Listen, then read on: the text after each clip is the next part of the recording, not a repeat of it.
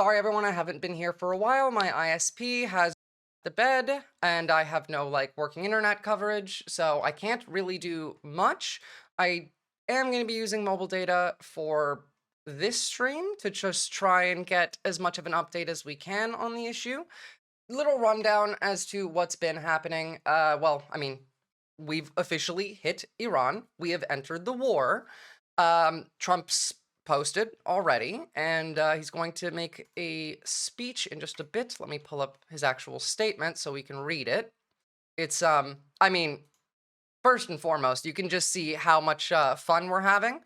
Fordo is gone, open source intelligence, retweeted by Donald Trump. Nah, Russia ain't gonna do shit against the US. Yeah, I don't think so either. Russia's fucked by this, by the way. Like, this absolutely fucks up Russia. But China, as usual, do nothing win. Is Twitch fix? No, I'm on my mobile hotspot right now. Josh, it's not Twitch that's the issue, actually. It's my ISP. I had to threaten to sue my ISP already, so I'm working on it. It's probably going to be like another week. I'm trying to get my second router to work so that I could, be able to stream.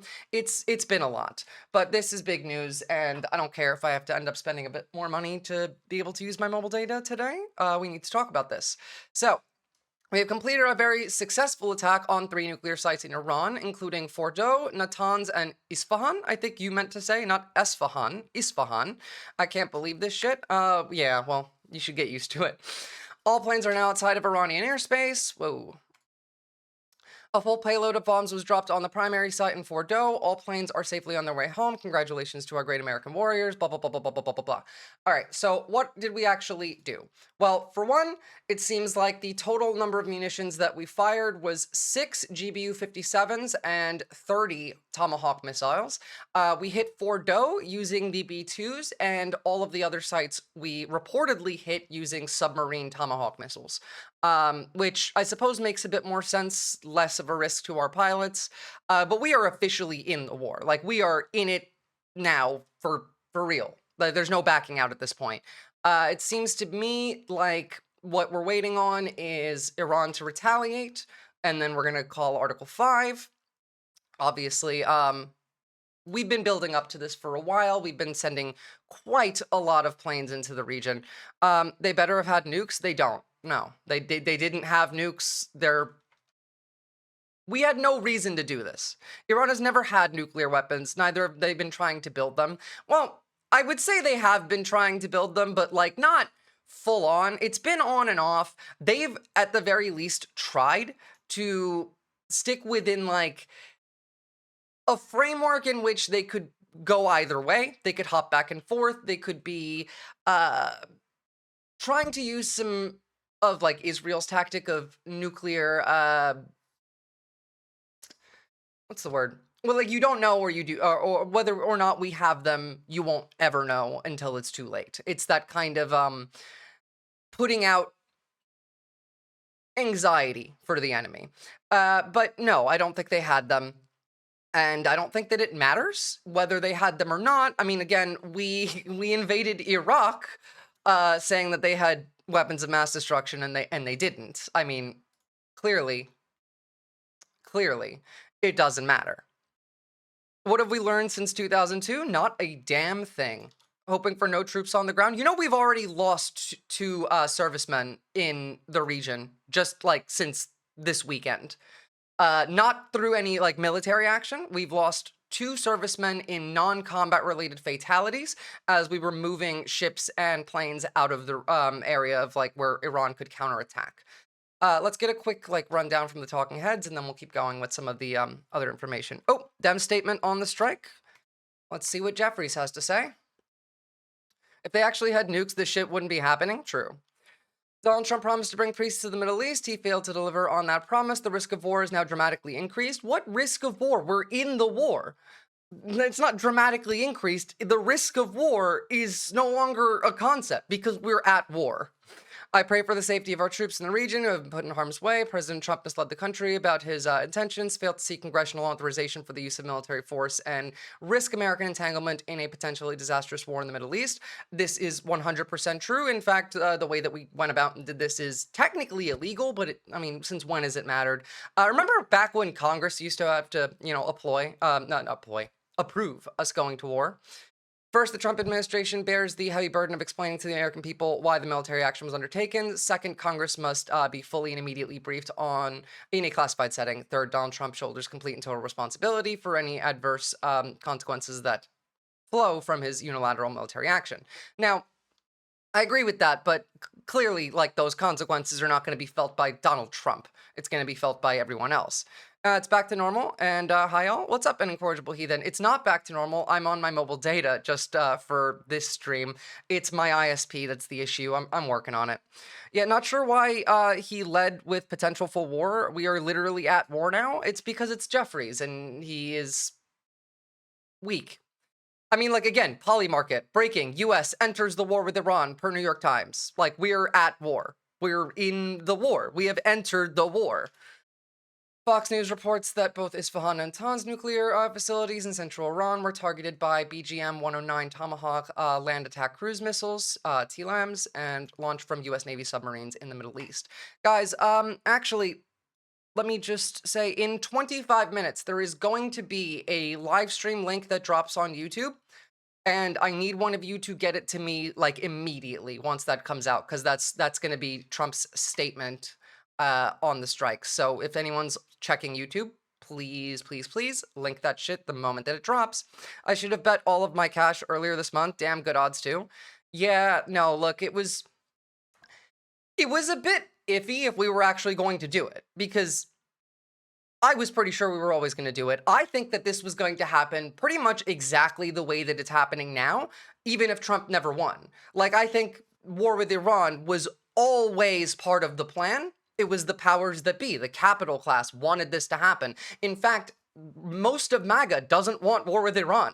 They don't want to go to war and fight for Israel. They don't want to fight in the Middle East. They don't care. They don't want any part of this, but it doesn't matter because it's not about MAGA. MAGA doesn't want this. MAGA wants war on North American soil. MAGA wants to invade Greenland and Canada. They don't want to go to war with war in Iran. But yeah, they don't have a choice. This was always going to happen, in my estimation. So what's next?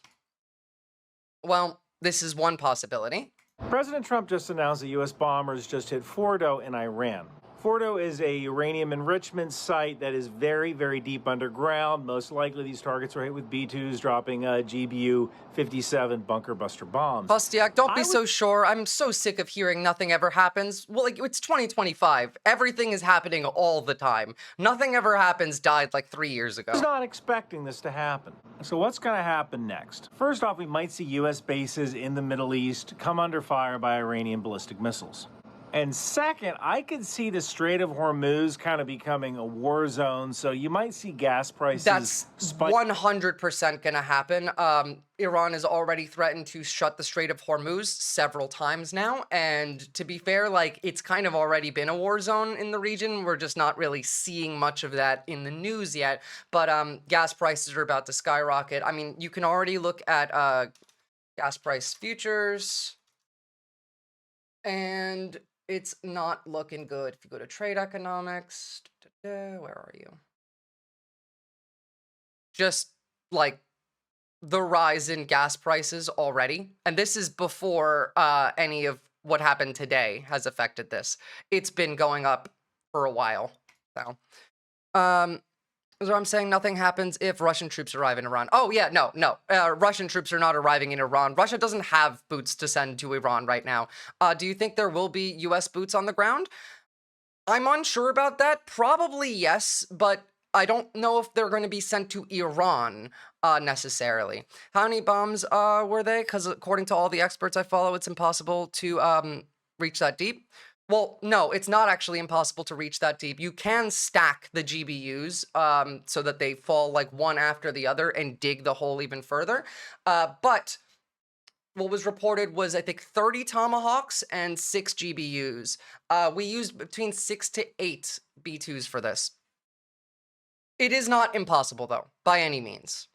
Spike a little bit if oil tankers can't get out of the Strait of Hormuz. But you want to know the really should funny shut the thing? strait. I am reading this I book would. right now, The Never-Ending War, which is about terrorism during the 80s. This book has a publication date of 1987. And other than the terrorism of the Irish Republican Army, Iran had its hands in basically every kind of terrorism going on during the 1980s. And while I don't necessarily agree that this was needed, the president did make a decision. I understand why he made the decision.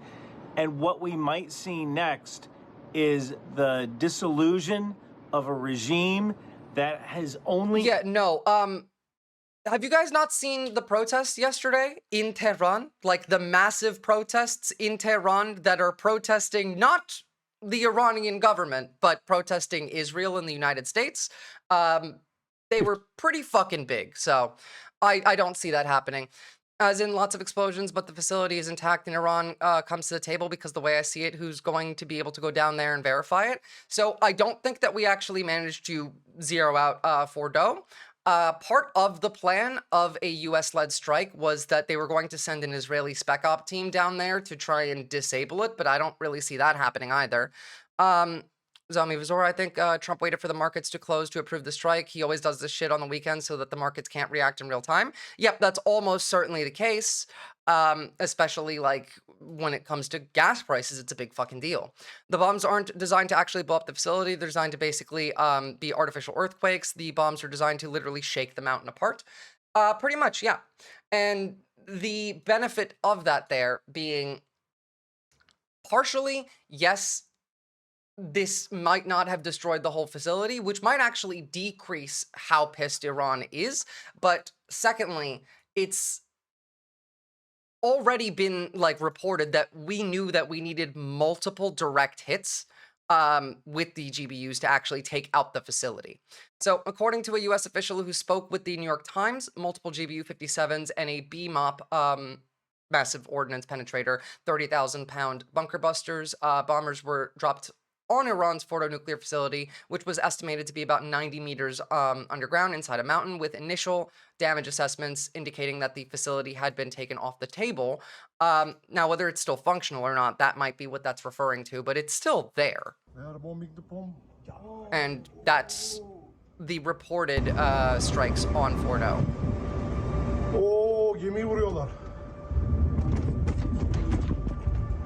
Yeah, Iran has to respond here, and Iran has backing from the public in Iran to respond here. The Iranian public is perfectly willing to go to war, it seems. Israel's tactic of the people of Iran rise up and overthrow the evil regime at the head of your government seemed to have backfired and kind of did what the Russian invasion into Ukraine did to the Ukrainian population. It made them much more willing to suffer and fight back. And when Israel or the US takes out Russian troops there will become a world war. I don't think the Russians are really going to send troops to the region. I don't think they really have much that they can.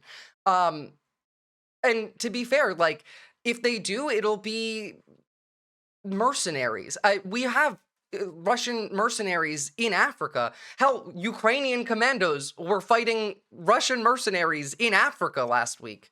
It was quite funny, actually. But like, understand that where we are, from the American, like, perspective, this is full recycling of Iraq war propaganda. We need to have regime change in Iran. This is the same regime that's threatened America and Americans. This is the same regime that oppresses their own people, that they use the money that they get from oil money to be able to put towards terrorism, to be able to kill us and our allies. They chant death to America in the streets. We definitely need a new regime there. Maybe they would but chant that's not death to America saying less that we need if to be you able to assassinate gave them the less reason. Ayatollah as well. But we definitely need to have new leadership there. Senator, but we most I mean, here, let me make it a bit more clear just how insane we are.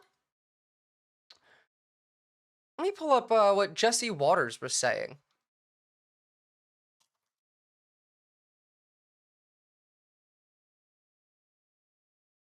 Oh, thanks, Sam. Of course, it's CNN. Yeah, well, CNN's literally in Tehran right now, so, you know, can't really expect much better from them. From AOC, the president's disaster decision to bomb Iran without authorization is a grave violation of the Constitution and congressional war powers. He has impulsively risked launching a war that may ensnare us for generations. Again, we are already there. Is regime change in Iran even going to change anything? No, it's not, because the Ayatollah had even already, like, said, after the initial strikes from Israel killed quite a lot of the IRGC command, and the IRGC didn't rebel, the supreme leader said, "Oh, you know what? Like, you guys proved your loyalty, so if I die, all of you have full command control." And so, like, even if they killed Khamenei, like, it wouldn't change anything. This would still continue on as it is. So it turns out Trump's a weekend strike kind of guy. Baghdadi on a Saturday, Kataib Hezbollah on a Sunday, Soleimani on a Friday, and Iran nuclear sites on a Saturday. Good to know that anytime we're going to do a strike in the future, you should expect it on the weekend. But again, I'm attacking Iran because they have nuclear weapons. Why don't you attack Russia? Are you crazy? Because they have nuclear weapons. We wouldn't be doing this if there was any, like, real risk of Iran hitting us with a nuke. Prior to all of this taking place, this was last week, just when Israel actually started the strikes on Iran. This was a U.S. Joint Chiefs of Staff Colonel Nathan McCormick, who actually was fired from his job for saying this. Basically, sure, anti-Semites say fuck Israel, but it's a Jewish ethno-state, but plenty of non-anti-Semitic people, including some American Jews, say it because Israel's policies and politics. I guess I'd ask, why do you think saying fuck Israel is anti-Semitic? Yep, the U.S. has not been an honest broker. We have overwhelmingly enabled Israel's bad behavior, but Netanyahu and his Judeo-supremacist cronies are determined to prolong the conflict for their own goals, either to remain in power or annex the land. Again, these strikes were precipitated by a vote in the Israeli Knesset that was going to dissolve the war cabinet of Netanyahu, and because Netanyahu's war cabinet was about to dissolve, they needed to start a new war to be able to continue going. What happened to Trump's 2 weeks timeline? More lies from the large orange potato. Yeah, look, it was either going to happen this week or it was not going to happen at all.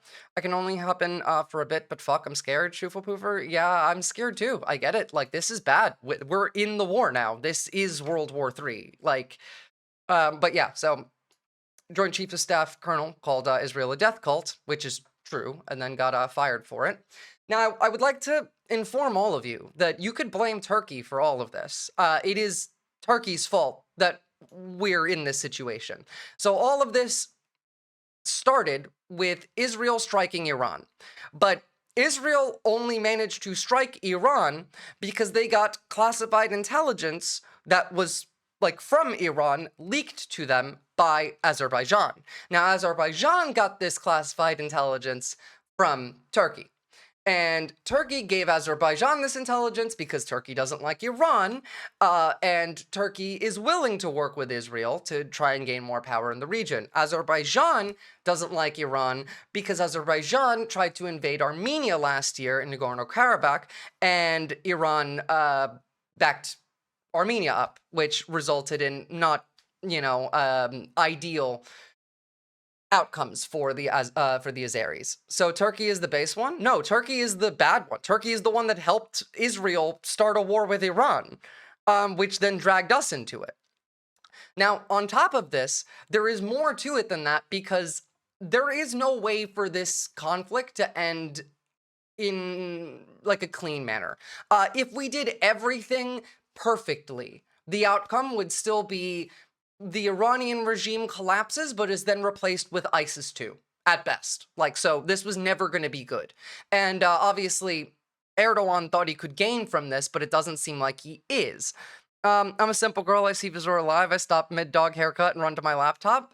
Based, I missed you guys as well. All of you. Genuinely, it's been driving me fucking insane to not be able to stream for a week. And it will be driving me insane for the rest of the week until my ISP actually comes in and fixes everything. But for the time being, this is good enough for me. If I could continue on for like 6-7 hours right here, I really would, if I didn't have to use my mobile data. So these are confirmed strikes on Isfahan via Tomahawks.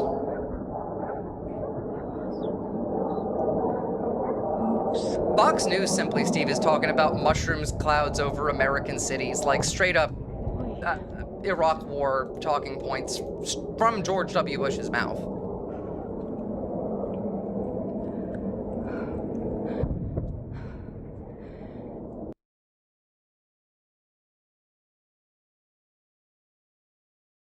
Yeah, looks interesting. All right. So on top of that, the larger risk is really not any of the sites that we hit today.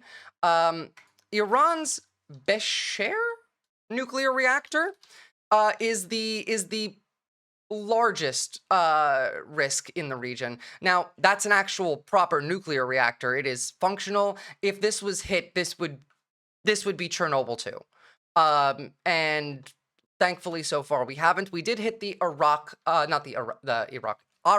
heavy water nuclear reactor in the case of like it being used to create plutonium, because it's a heavy water reactor which creates plutonium as a side product, which would have been a second path forward to nuclear weapons. That one was inactive, thankfully, and so at most it's going to be a radiation leak of just a couple 100 meters, so that's good. Besher is a civilian power reactor, so hitting that would be like straight up Chernobyl. Going back to Erdogan, though, it seems to be that Trump tried to get Erdogan to back channel a negotiation with Iranian officials in Istanbul this week to try and stop escalations, but Iran just like did not have any intention of following through with that. I mean, again, why would you want to negotiate with us, especially with Trump, when he's shown that he's not in any way believable, reliable, trustworthy, blah, blah, blah, blah, blah. And so none of this worked out.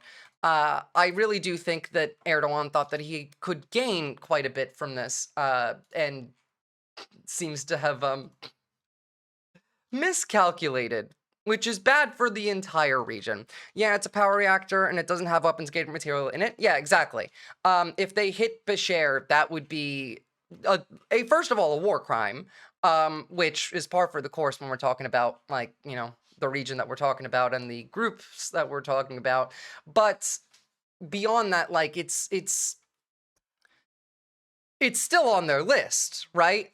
Israel came out and said that they can't confirm or deny if they even hit it the other day, which they didn't hit it. If they did hit it, we would know, because it would be very, very, very, very, very, very, very bad for them to hit it. Also, can we like talk about the fact that Israel has nuclear weapons? Israel has 90 nuclear weapons, and Israel's nuclear doctrine threatens the entire planet, might I add. Like, their Samson option is, if our conventional military is ever defeated in the field, we will nuke everybody. It's not like any other country which says, you know, if you hit me with a nuke first, I'll nuke you back. It's if we're ever defeated, we will nuke everyone, from America to Russia to China to Europe, everyone. Yep, Headless Chicken, as soon as that live drops, could you possibly link me that? That would be amazing, actually. Again, all of this stuff I've been wanting to talk about all week, and it's been killing me that I'm unable to actually stream all week. Israel is in danger of being wiped, which means all of us are in danger of being wiped. Again, like that the Samson plan that they have leaked, and it is confirmed to be real. Samson option. Now, whether or not they would actually follow through with it, that's a whole other thing. But, like, it is confirmed that they have planned that. My cat is hungry to become American, the demonic sadist. Americans are demonic sadists. I don't know what your cat has to do with that, but, I mean, sure. Here we go. Here's the Samson choice main destinations. Iran, several cities. Syria, several cities. Lebanon, Gaza, Egypt, all of these are nuclear targets. But then we have Russia, Moscow, Kaliningrad, Sevastopol. In the US, we have DC, LA, New York, and Denver, all nuclear targets from Israel. Beijing, Shanghai, Guangzhou, also nuclear targets. Brussels, Paris, Berlin, nuclear targets from Israel as well. We're nowhere close to that. Yeah, I don't really see that happening, but it is insane that they are having that. And Israel is in danger. Israel is. Make no mistake, like, Iran has been getting the shit kicked out of them, but Iran can hold on for quite a bit longer than Israel can. It's that same issue of Americans are used to suffering much less than, like, let's say, Mexicans are. So if we went to war with Mexico, we could theoretically still lose, even though we are much more powerful. And it's because we can hold off. I mean, look at this is what's been happening lately. The Iron Dome has gotten much weaker. They're running out of ammo to protect it, and Israel's been getting hit left, right, and center. I think just yesterday they had $500 billion worth of damages directly in, like, Haifa, because Haifa got the shit kicked out of it the other day. There's been, like, strikes after strikes. We've had the Israeli, like, stock exchange in Tel Aviv getting hit. A massive amount of, like, damage. And yes, like, obviously a few buildings being hit is not Israel being wiped. That's not the, like, issue there. Where Israel being wiped comes from as a possibility is their population is unable to deal with as much I don't know, damage as others. I mean, they're already out on TV talking about how it's a war crime to, like, hit civilians, and it is. And to be fair, like, you shouldn't hit civilians. But Israel's saying that, guys. Come on. Like, it was very quick for them to jump over to that. The United States should not wage war against Iran. Donald Trump's bombing of Iran is unconstitutional. True, true, true, true, true. Let's say the population is unstable or whatever. So, well, if you can't get your population to, I don't know, follow through with, whoa, hold on. Suddenly we have a sound coming through. If you can't get your population to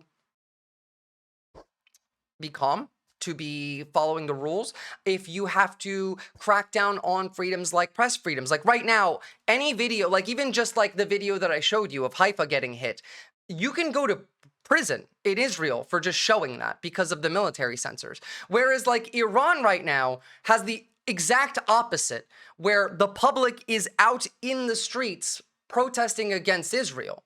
And the Israeli public has been out in the streets for weeks protesting against Netanyahu before this already. There was a mass movement growing in Israel against Netanyahu, which is why they started this war to begin with. It was because there was going to be a vote that removed him from the Knesset, that removed the war cabinet. They need to be able to have their civilians support the war. It's much easier for Iran to continue at the rate that this has been going than it is for Israel. Without, like, US money coming in and helping, Israel has already run out quite a lot of its interceptors. They can't use the Iron Dome as much. And first of all, the Iron Dome also doesn't even work for ballistic missiles. Now, I'm not saying that, like, all of the things that you are saying are true. None of that will lead to Israel not existing. I don't think that it will either. Yeah, I don't think Israel not existing is the end, like, outcome of this. I just also don't think that Israel is going to win this war. Now, America might win this war, but I'm not sure about that either.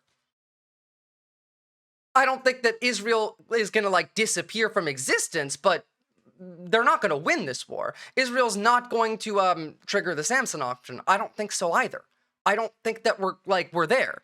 But it is still worth talking about it, Kostiak. It's important to mention these things, whether or not there's a real chance of it happening. But also, like, there is no possible way to make any point that says there is no real threat anymore. Every day, impossible things keeps happening. Every day. Things that were impossible the day before are no longer impossible. So, like, it's important to really underline all of the possibilities, because even though they might not be possible today, doesn't mean that they won't be possible tomorrow. The US often doesn't really win wars as much as they like to say they do. To be fair, I have points to make on that, and I think that that exactly is the case because we brainwash our troops, because the military is a cult. We haven't won a war since the 60s when we started brainwashing and cultifying the military. So I would be going deeper into that today if I could. But like understand that we're trying to manufacture consent pretty fucking hard. This was a couple days ago. Iranians say they're not surrendering. They're planning a terror attack from Jesse Waters. Fox News alert, the Ayatollah's gone into hiding. He's believed to be holed up inside an underground bunker northeast of the capital. This is a different kind of arrangement. It's so funny. It's so funny that people actually think that, like, I don't know, anything that these people have to say is worth even listening to. Yeah, we're at war. Like, this is going to be total war. And again, whether or not we see ground troops in the region depends entirely on where we see those ground troops. Like, it's not that it's not going to happen. It's going to happen. And to be clear, I mean, part of the reason why we're doing this is because Israel needs our help. They can't keep this up. Like, this is what's been going on. Now, again, Iran has been getting struck over and over and over and over again, but Iran can take that much more than Israel can. Israelis are not used to this being Tel Aviv, whereas, like, the Iranians are used to suffering quite a bit more, especially at the hands of, like, Western powers. And so Iranians see their cities getting, turned into rubble, and they get mad, and they get mad at the West, whereas Israelis see their cities getting turned into rubble like this, and they get mad at Iran, obviously, but also they get mad at their own government for allowing it to happen. And that's where you have to, like, add that extra layer in of analysis as to what the population of the region is actually thinking. What they want to do is going to definitely play a role in how much that country can withstand strikes on its own soil, but also how long it can keep up the war effort for.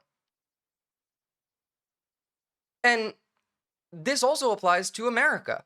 When people like Todd over here, Newsmax host, are saying, at what point is military intervention permissible when there are mushroom clouds over American cities? And we're directly quoting, facing clear evidence of peril. We cannot wait for the final proof. The smoking gun that could come in the form of a mushroom cloud. Just straight up, like, quoting the Iraq War. By the way, this is what a GBU-57 looks like. These are massive, massive fucking bombs. Again, like 30,000 pounds. They're huge.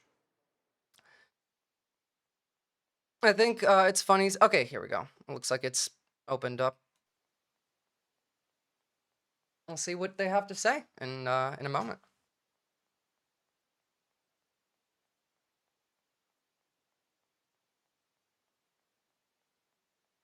In the meantime, let me see what else I can pull up to show you guys. We have been sending quite a lot of planes up over to the Middle East as well. I mean, like, quite a lot.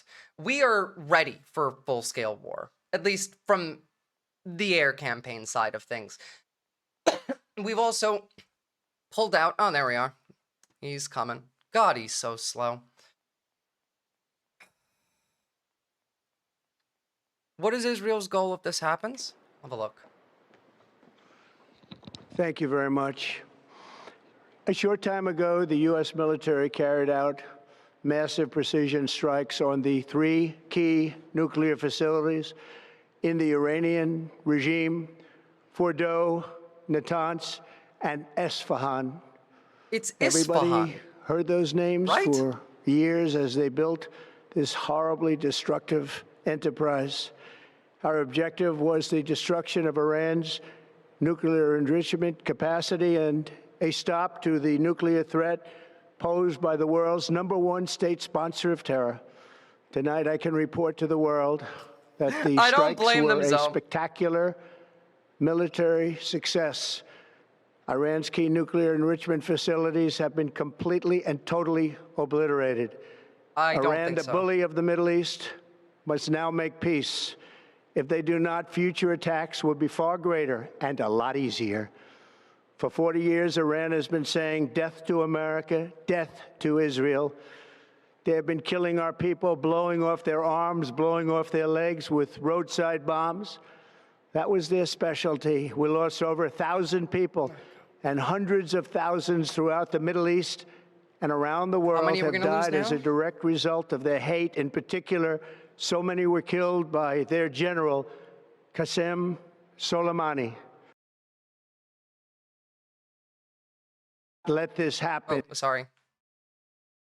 So many were killed by their general, Qasem Soleimani. I decided a long time ago that I would not let this happen. It will not continue. I want to thank and congratulate Prime Minister Bibi Netanyahu. We worked as a team like perhaps no team has ever worked before. And we've gone a long way to erasing this horrible threat to Israel. I want to thank the Israeli military for the wonderful job they've done. Yeah, well, no, he did decide an incorrigible heathen.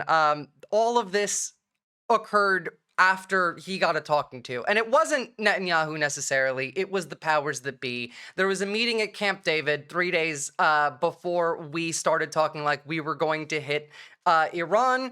And prior to that, meeting, Trump's rhetoric was entirely the flip side of it. In that meeting, he got talked to by his bosses, and they told him, no, this is what's going to happen, and he had to agree to it. I personally think that the strike on Iran would have happened even under Harris. I think that, this isn't even something that Trump wants to do. I also don't think it's something that MAGA wants to do. I think that it was going to happen regardless because this is the plan of the powers that be. He wants to go to war with Canada and invade Greenland. He doesn't want to go to war with Iran. He wants to go to war with China. This is not part of MAGA's plan. This is part of the powers that be's plan. And most importantly, I want to congratulate the great American patriots who flew those magnificent machines tonight and all of the United States military on an operation the likes of which the world has not seen in many, many decades. Hopefully, we will no longer need their services in this capacity. I hope that's so. I also want to congratulate the chairman of the Joint Chiefs of Staff, General Dan Raisin-Kane, spectacular general, and all of the brilliant military minds involved in this attack. With all of that being said, this cannot continue. There will be either peace or there will be tragedy for Iran far greater than we have witnessed over the last 8 days. Remember, there are many targets left. Tonight's was the most difficult of them all, by far, and perhaps the most lethal.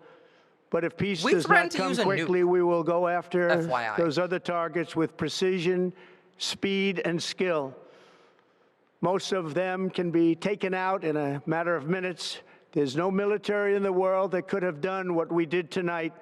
Not even close. Well, I don't think it's about Kamala, Headless Chicken. I think that it wouldn't have been a choice. I think that it's the billionaires that want this to happen, and I think that the billionaires would have made this happen, whether Kamala wanted to or not, whether Trump wants to or not. Again, I don't think Kamala would have wanted to, but I don't think Trump wanted to do this either. I genuinely think that this would have happened in this No, it's not Cope. Come on.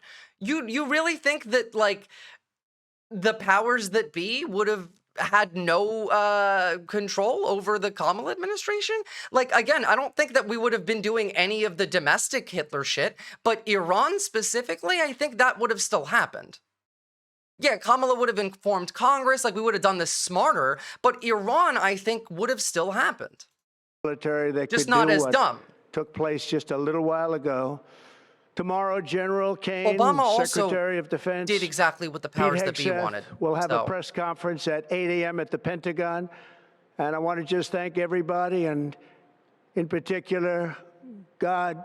I want to just say we love you, God, and we love our great military. Protect them. God bless the Middle East. God bless Israel. And God bless America. Thank you very much. Well, it's the capital class. The military-industrial complex needs to make money, and this is how they make money. Like, Israel and Palantir are very, very heavily tied together, and Palantir was also getting contracts from Biden and Obama. She was also hawkish on Iran. She was hawkish on Iran. Thank you.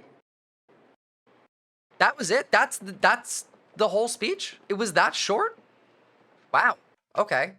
Like, again, I don't think it would have been anywhere near the way that, like, it's been done here. I think that it would have been, done much more intelligently, would have been much better planned, and would have had probably a lesser degree of risk to the entire world population. Like, I don't know if we would have been hitting Fordo with Kamala in charge, but I think that we would definitely be doing some shit with Iran because the military-industrial complex does still run the government when it comes to foreign policy.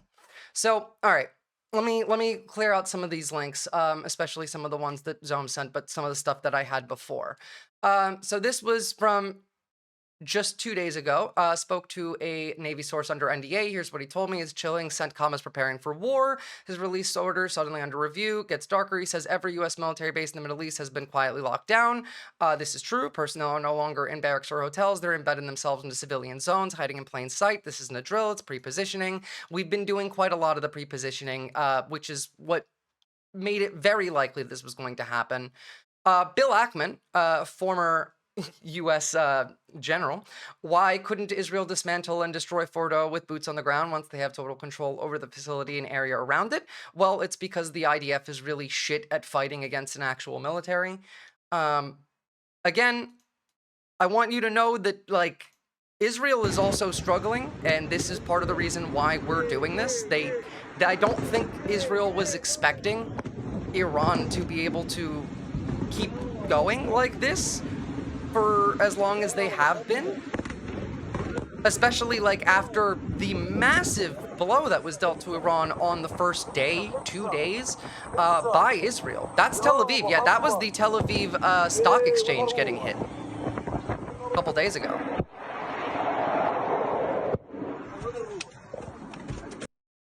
They also actually have hit quite a lot in Israel. It's the last couple days since Israel started running low on interceptors. Israel's National Security Minister, Ben-Gvir, calls his citizens to report anyone who watches Al Jazeera to the police. I mean, like, yeah, they're already on that now. Which, by the way, America's going to be adopting this sort of thing soon. Maybe don't talk about politics in public with people you don't know anymore. It's starting to get quite risky.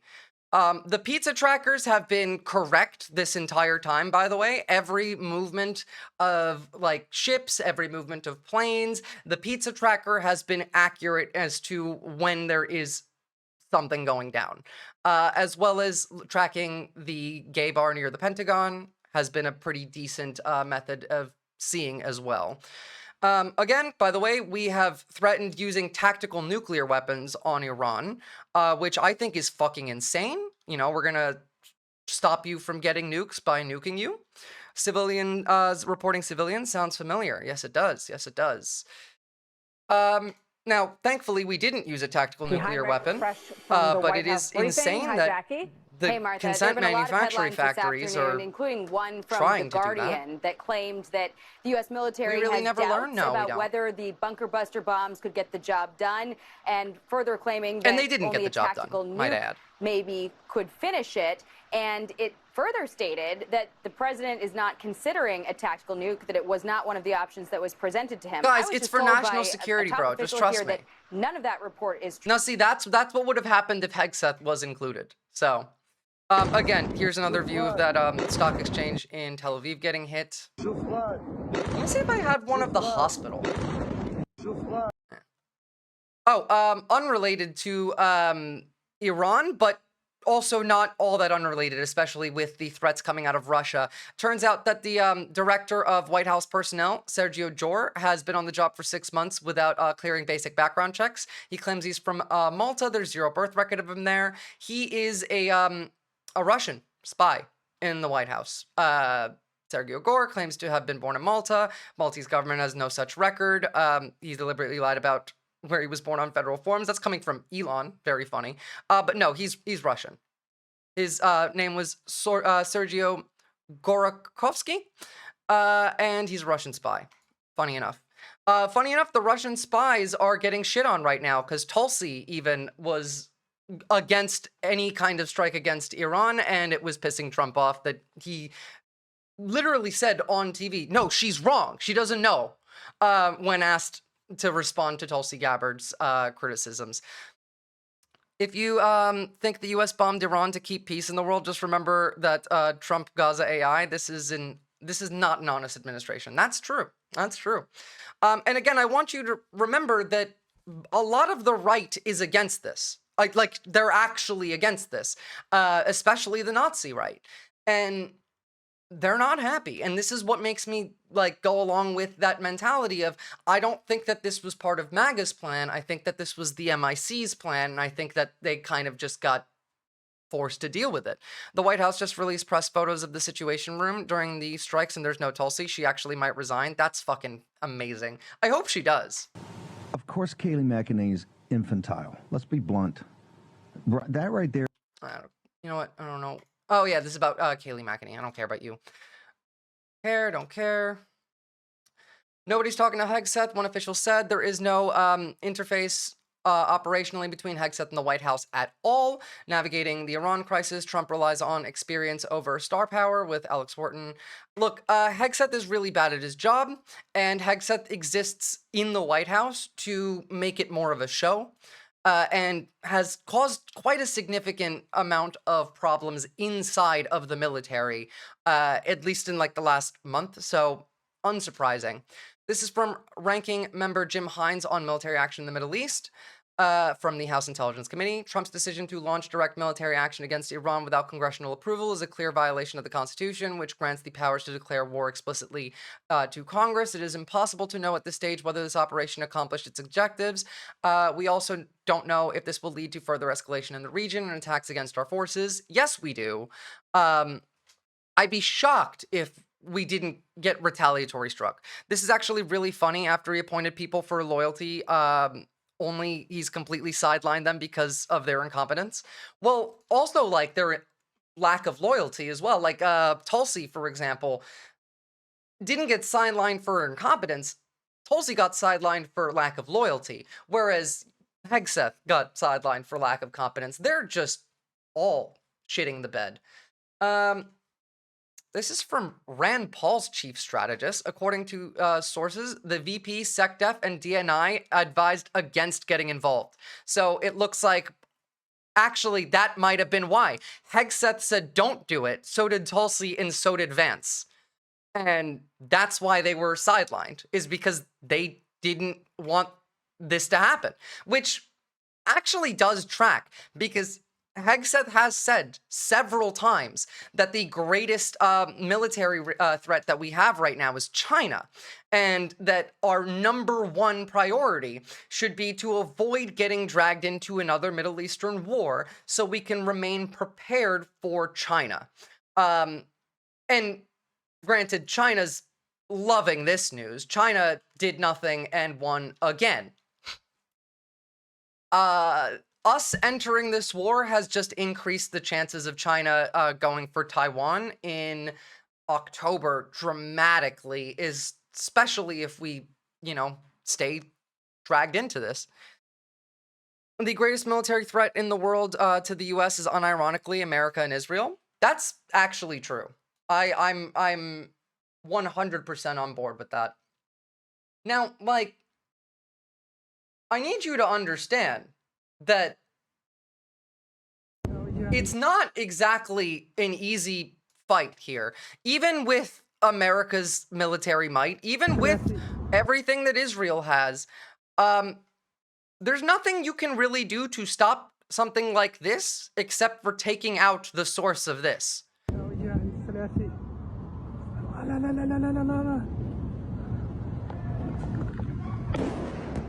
Just in case you missed that, the beginning of this, these are regular missiles. See how fast they're going? And then this is a hypersonic missile. Iran has many of these.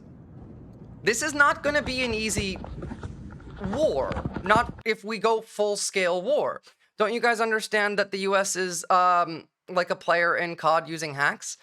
Well, hope you can manage to hack those hypersonics or some shit, because they go boom. And again, this has been this has been happening over Tel Aviv. This has been every night since the start of this. And much less so now, because all of these interceptions cost a lot of money. Israel's spending over $250 million a night on ammo for interceptors.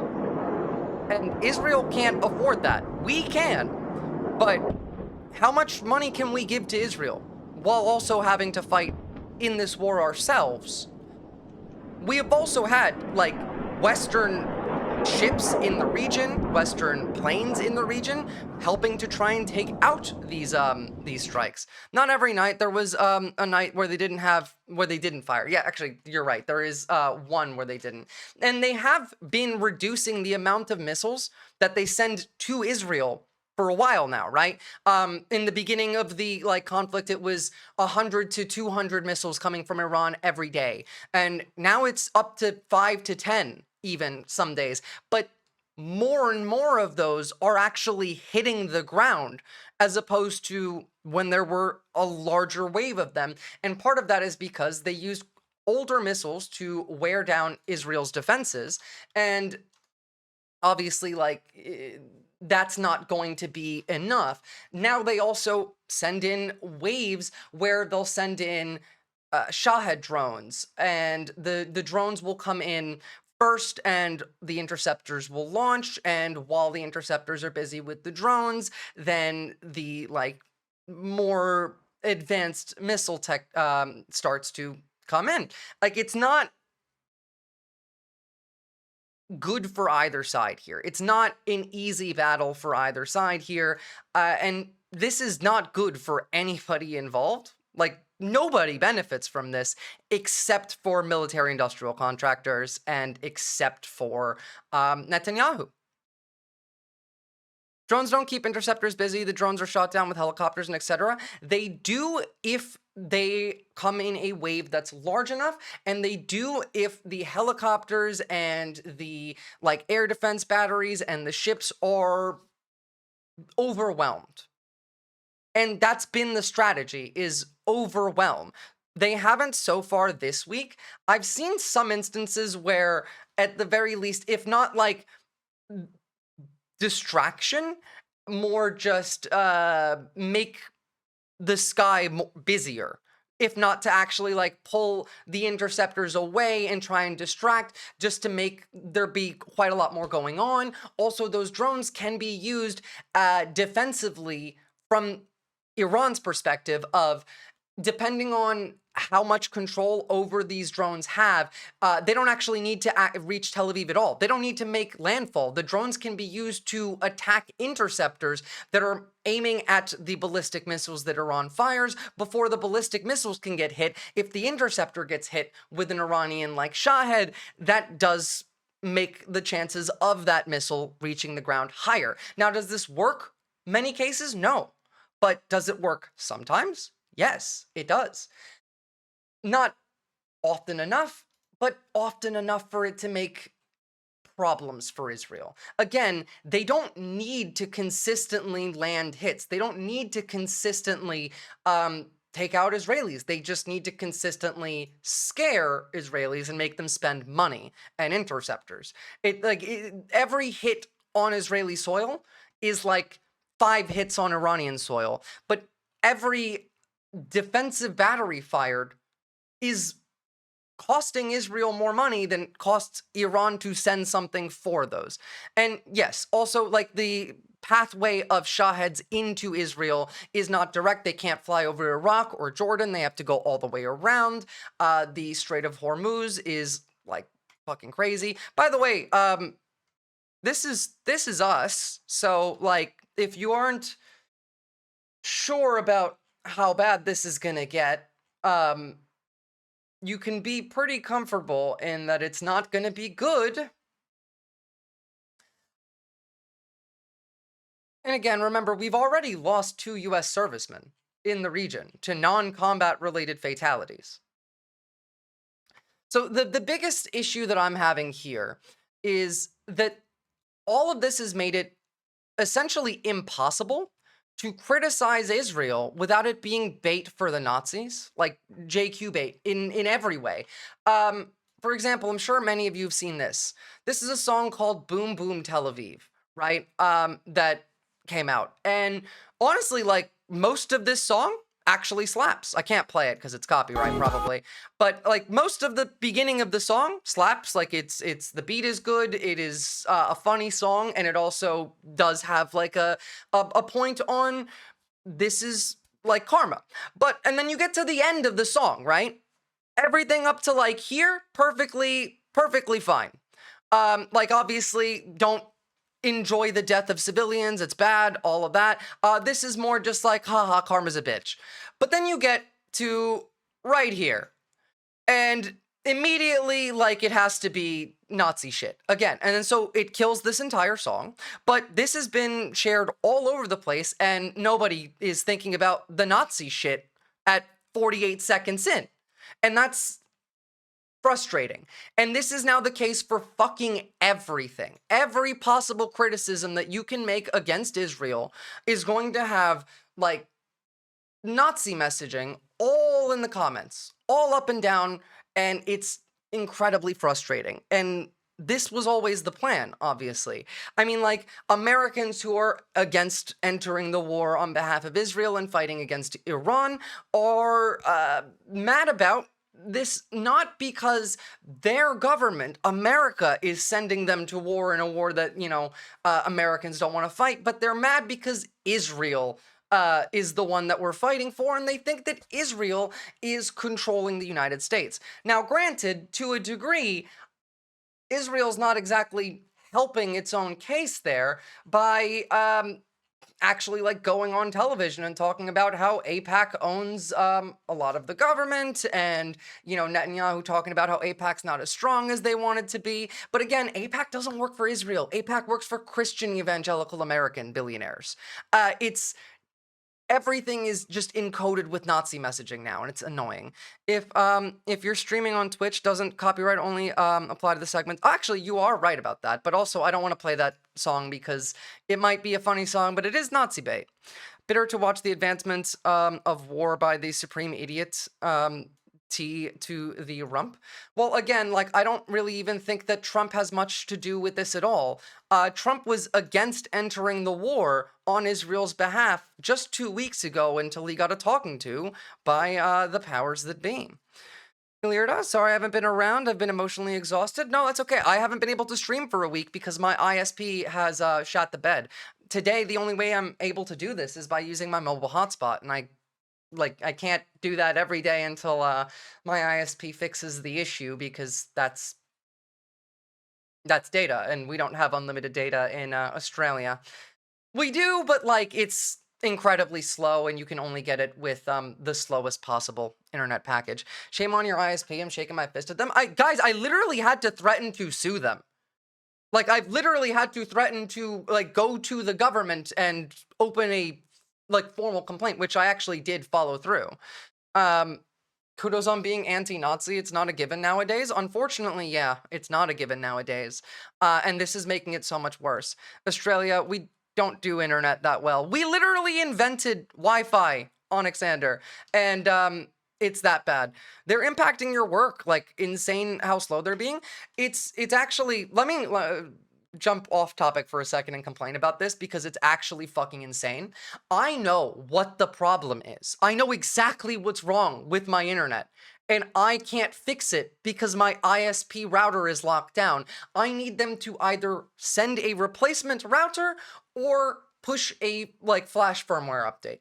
And to do that, they need to first believe me. But they won't believe me, A, because I'm a woman, and I don't know, I assume don't think that I know about like the tech as well. But B, they don't want to spend money on sending a technician out, which they have to. They also don't want to spend money on, I don't know, admitting that they've done anything wrong, because I am due for some damages. It's not just damages to my business. Like, I want them to drop this month's entire bill because I haven't been able to use my internet. Secondly, yes, it is my business. And third, it is actually illegal in Australia for a corporation like your internet service provider to been reported to have a fault. Like, if you, let's say, live in Australia and you report a fault to your ISP and you can prove that this fault exists, which I have done over the last week of several escalations, them like lying, saying that we're going to send someone out, and then saying, oh, you know what, it's actually fixed, we did it remotely, and then they didn't actually do it remotely. All of this is actually illegal. And so they're committing a crime. I've gone and officially filed a complaint to the telecommunication industry ombudsman, and so I'm waiting to see what happens with that. Who is your ISP provider? We should shame them. It's Telstra. You should shame them. Let me guess, you don't have alternative ISPs in your area? I do, but none that do internet speeds that are fast enough for me to stream with. The one that I'm on is the only one that I can get that still has fiber to the premises. If they continue to screw you around, your ombudsman might be worth a look. Yeah, I already reported it to the ombudsman. I did it yesterday because I gave them several threats and that okay, if you guys don't do something along the lines of escalate anytime soon to level 2, which they did after that threat. But then secondly, if you don't provide me with some kind of a record of what your system is doing, some kind of... I went full Karen. I evolved into my next form. I'm like, I want to speak to your manager. I want a case number. I want an ID for the fault. I want you to write out a report on what's going on in your end. I want to know what your system is saying. I want to know how much of what I've told you kept on record, all of that. And then, they have to send that to me. It is their job to do so. It's insane that you can know exactly what the problem is and how to fix it, but they won't let you fix it. And then I spent the last week trying to get my second router working for a live stream, but the issue with that is ISP routers have some base built-in security features that now that one doesn't have, and I don't I'm not a network specialist. I'm learning how all this shit works as I'm going through it, so I can't use that other router to stream until I set up the new safeties, because then that's hack bait. How dare you do their job for them and demand they do the easy bit of fixing it? All they needed to do was mail out a box. It's that bit that is the crazy bit to me, of just send a replacement. Or flash a firmware update, but it is what it is. Iranian state TV just said every American citizen or military in the region is now a target. Unsurprising. Unsurprising. Meanwhile, the U.S. Embassy in Israel confirmed that it had begun assisted departure flights of U.S. citizens, its first since the October 7th attacks. Might I add that right now, Israeli planes are having to fly over to Cyprus to avoid getting hit in Israel by, Iranian missiles. So, they've been evacuating people. They evacuated, I think it was 1,400 Americans who went over to Israel for a birthright trip to Cyprus on a cruise ship just the other day. Once they capture enough market, being uncooperative pricks becomes part of the business model, unfortunately. Scumbags. Yep, they do the same thing with, supermarkets here as well. Honestly, there's nothing that you can do when you're fighting against your ISP and they have all of the power, because there's nothing, there's no other ISP that I can move to. The U.S. Embassy in Israel already sustained light damage in previous attacks. Yep, I remember they got not quite directly hit, but right in front of the door or some shit like that. Yemen is ready to attack all American ships and warships in the Red Sea. Honestly, based. Guys, I don't care anymore. I am anti-America in this war. I hope that Yemen and Iran win. I don't care at this point. We deserve it. The Israeli journalist who said Israel's next target could be Turkey after Iran said that they were only joking. By the way, this is the kind of shit that we're dealing with. Oh yeah, This is the ally that we're picking. Remember, Israel only got to hit Iran because Turkey gave them intel, and they're like, oh yeah, we'll hit Turkey next. Houthi supporter confirmed. I honestly am just like supporting anyone who's going to fight against the American empire right now. בינתיים, בזמן שישראל נלחמת במספר חזיתות, אתה נלחם בחזית אחרת. הצלחת לעשות פה בלגן מטורף עם הטורקים. American, English זה הייתה בדיחה. הם לא, כנראה להם זה באמת הייתה בדיחה, תראי את זה, זה הייתה בדיחה. בוא נראה רגע. I thought I had an English one, but whatever. You Turks are double-faced. Once everything settles down, you come to us and tell us that you got the best beaches and food for tourism. He said it was only a joke. Yeah, I'm sure he did. Does it matter? I don't care if he said it was a joke. Except for Russia and China. Well, so China did nothing and won again here. But Russia doesn't matter. And he's also not a reporter. He's a sports correspondent. That's still enough of a reporter. He's on news television and saying shit like that. I don't care. They're making it really clear that they don't either care. That is how the world sees what's going on here. What's going to happen going forward. They've made it clear that it doesn't matter how many people are against this. And by they, I mean, like, not any one group. I mean, everybody. I mean, America. I mean, Palantir. I mean, like, the powers that be. And I mean, Israel. And again, like, there's not much of a difference. Israel really is just, like, several defense contractors that pretends to be a country, for the most part. Like, they have civilians and shit, sure, but, like, their entire country is run by military contractors. So, it is what it is. I'm curious to see how quickly we're going to see retaliation. And I don't think necessarily that it would be that quickly. Now, Iran has shown that they are willing to hold off on their retaliation to get it right and take it slow. But then again, they likely were preparing for this the whole time. We've made it really clear that we were planning to do this, and I'd be shocked if they didn't have a plan accordingly. I'm betting my life that they won't retaliate in the coming hour. I don't think they'll be retaliating in the next, like, 2 to 3 hours at the very least. Yeah. There's no way. Also, like, I'm not sure that they even still could, because we did a cyber attack right before we bombed them. So, like, they're probably still trying to sort that out. This is MSNBC's ongoing special breaking news coverage.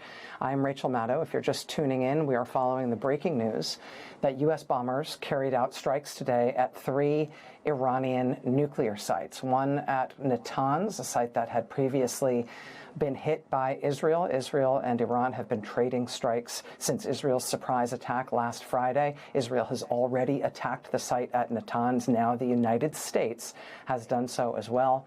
Another nuclear site near Isfahan in Iran. Now, I want to remind you all that, like, the best case scenario for the West here is a falling apart of the Iranian regime. And that's not what we're going to see. Not anytime soon. Is it just me, or does she look like she was crying? I don't know, but honestly, I wouldn't blame her. Fordo, which is a deeply buried facility, and that's important tactically because the U.S. military is believed to have essentially unique targeting capacity to hit a site. Oh, and I would like to remind you all that, like, this was what was happening in Congress before that. You know, everyone was trying to vote in Congress to say, no war. Yeah, the IRGC is not falling apart. That's not going to happen. God, no. What's the worst case for the West? There's a lot of worst case for the West here, but a long, prolonged war in the Middle East while China then invades Taiwan would be pretty likely outcome. I'm not even sure that, like, worst case. I don't think this results in, like, full-scale nuclear war necessarily either. Worst case is the bunker busters failed. Basically, yeah. I have to ask, why does this in any way make America great again? No, it doesn't. It literally does nothing of the sort. In fact, even the right doesn't want this. Nuke is still on the table for Trump. I don't necessarily think that, like, we're gonna see Iran nuke us, because that's exactly what we want them to do. You know, Zom? Like, we want them to nuke us so bad in the region, so that gives us every bit of justification that we could possibly need. And even if they had one, I don't think that they would do it. I don't think that they're, you know, stupid. Like that. It is a deep underground facility. The United And I don't think States they have one anyway. essentially developed weapons specifically to target facilities like that one. And so these B-2 bombers that have reportedly carried out these like, the goal here for the U.S. isn't to win. Israel and America don't want to win and completely just do regime change and have it work perfectly. That's not the goal. The goal is to destabilize the region and to create ISIS too. Because that allows other players in this region to get a lot of the things that they want. And by other players here, we're talking about Israel, we're talking about Turkey, we're talking about Saudi Arabia, we're talking about the Gulf states. They want to gain from this. Turkey wants to gain parts of northern Syria and Iraq by killing the Kurds again and using the justification of ISIS spilling out of Iran, or Taliban making its way across through Iran. Now, again, Iran hates fucking ISIS. They don't like them. But Israel funds ISIS. And we're seeing an increase in ISIS in the region. I expect that we'll see terrorist attacks happening inside of Iran that are going to be tied to Muslim extremist groups in the region in the next couple of weeks. Tonight in Iran are aircraft with capacity that no other military in the world really has. Now, common wisdom about this president, about the political movement that he leads, is that he is supposedly isolation. And Zomi is correct about that. We do have ground-penetrating nukes that are technically called tactical bombs, but, like, us using one doesn't make sense here. Again, like, we don't want to succeed completely. That he is supposedly anti-war. That has never been exactly right. That's always been kind of a lazy common wisdom. In less than 6 months back in office, it doesn't make us money to succeed. Threatened military action against Panama, against Canada, against Denmark in order to seize Greenland. He has bombed Yemen over and over and over again. It's not just ground-penetrating nukes. It's more just like it's tactical nukes that we would send into the hole after the GBU 57. And Kostiak, Zomi is literally like a geolocator, works on the Ukraine war. I would believe most of what Zomi says without any kind of need for citations, unless it sounded fucking wild. In most cases, I would probably just ask for them because I'm curious. Like, genuinely. We need to go to war with Iran in 2040. They will be 2 weeks away from nuclear weapons then. At this point, I need you all to understand that America's the one that shouldn't have nuclear weapons. Let me play a quick little video for you guys as to, like, why I think America should not have nuclear weapons. I think that we have shown that we are not responsible enough to have them. Now, is anyone ever going to be able to take ours away? Fuck no. But is it still, like, funny and important to talk about? Yes.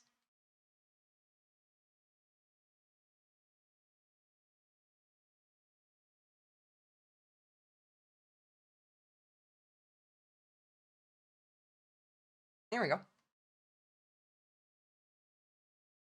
You combine fanaticism, no care for self-preservation, and radical religious belief with nuclear weapons, that is a danger. President Trump, if you combine fanaticism, no care for self-preservation, and radical religious beliefs with nuclear weapons, that is a danger. I think that pretty much describes the United States fairly well, I would go as far as saying, yeah, let me find the sheet of our TAC bombs.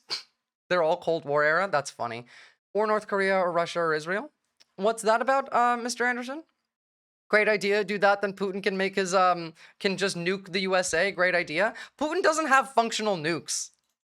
Putin can't afford functional nukes. Do you know how much it costs to maintain nuclear weapons? Do you know how much money Russia does not have? That much. Do you know, like, well, by the way, this with Iran has absolutely just fucked Russia entirely. Russia can't sell oil because of its sanctions. So what it does instead is it trades with Iran. It buys weapons, it buys bombs, it buys drones directly from Iran and trades oil and natural gas directly to Iran. Iran then sells this oil and natural gas without the sanctions on Russia's end on them and makes money through this. Russia had the biggest nuke called the Tsar Bomba. Yeah, they don't even have a plane that can drop it anymore, and they can't afford to continue to pay for the maintenance of them. They also have more nukes than they could possibly afford to maintain, and most of them don't work. Also, every time Russia's tried to do an ICBM test lately, in the last year and a half, they all exploded on the ground. They have the same bombers that dropped it? No, they don't, actually. That nuke doesn't exist anymore. No, it doesn't, yeah. And also, they lost a third of their nuclear bomber fleet like a month ago. Planes that are not made anymore, that they can't remake. Have you seen the World War II era looking heavy mech that they're rolling out to Ukraine? No, but who cares? It can't be remade. No, they can't remake those planes. They haven't been made since the 80s. Jaguar Cats. They also don't have the money for it. They can't afford it. Russia's exports of natural gas and oil have cut to half of what they were last year. And now with Iran in war and the Strait of Hormuz shut, zero. The knowledge and materials is no longer there. Yeah, the knowledge, let alone the materials, let alone the money. They used it when they tested it. China has the biggest nuke ever tested. Again, nukes aren't useful in using them. They're useful in the threat of using them. Once you use the nuke, it's significantly less useful. Russia is making billions through China. The sanctions were useless. How? What billions are they making through China? China's propping up Russia. That's true. Russia's not making billions. Russia is China's bitch.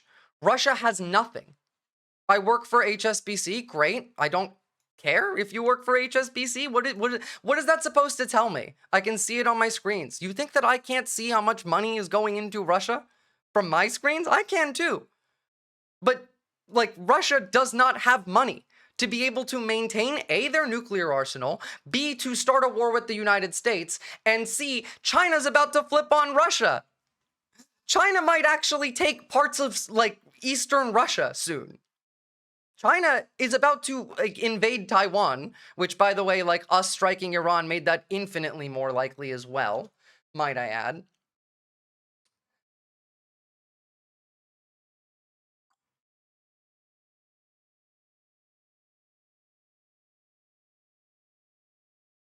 Thank you. Couple of nuclear Earth penetrators. The second one was canceled after testing. Fair enough, fair enough. Now, on top of that, I want you to understand that part of what's going to be the outcome of us entering a war with Iran is going to benefit the right massively domestically. Now, the right wing in America is very much against entering this war, fighting for Israel, going to war with Iran on Israeli behalf. Now, so is most of America. It's not just the right. But the right is doing this through Nazi rhetoric. They're trying to, propagandize to the public why we shouldn't go to war with Iran, but they're doing it through the lens of the Jews are controlling America, ooh, type shit. And it's not that. It never has been. It is all a concerted effort on their part to propagandize and Nazify the country, including parts of the left. And I can show you that just by some of the clips that we saw this week from right-wing political commentators and some of their rhetoric, and how some of their rhetoric has shifted further away from not just the administration's rhetoric, not just Trump's rhetoric, but broadly the way that we've been talking about the region for a while. So first and foremost, though, it's not a one-sided thing. The Israelis are making this much worse for the United States on possibly purpose, because we do know that Zionism is closer to Nazism than it is to any other of the ideologies that you could attribute to the region. We also do know that they are a supremacist ethno-nationalist death cult, which tracks quite well as well. We also have seen people like Steve Bannon in the past go out and say, you know, because Steve Bannon, known Nazi, has said that he supports Israel, but the way that he has framed that is the biggest threat to Israel is American progressive Jews, the bad Jews in America, quote unquote. And that's part of this propagandizing.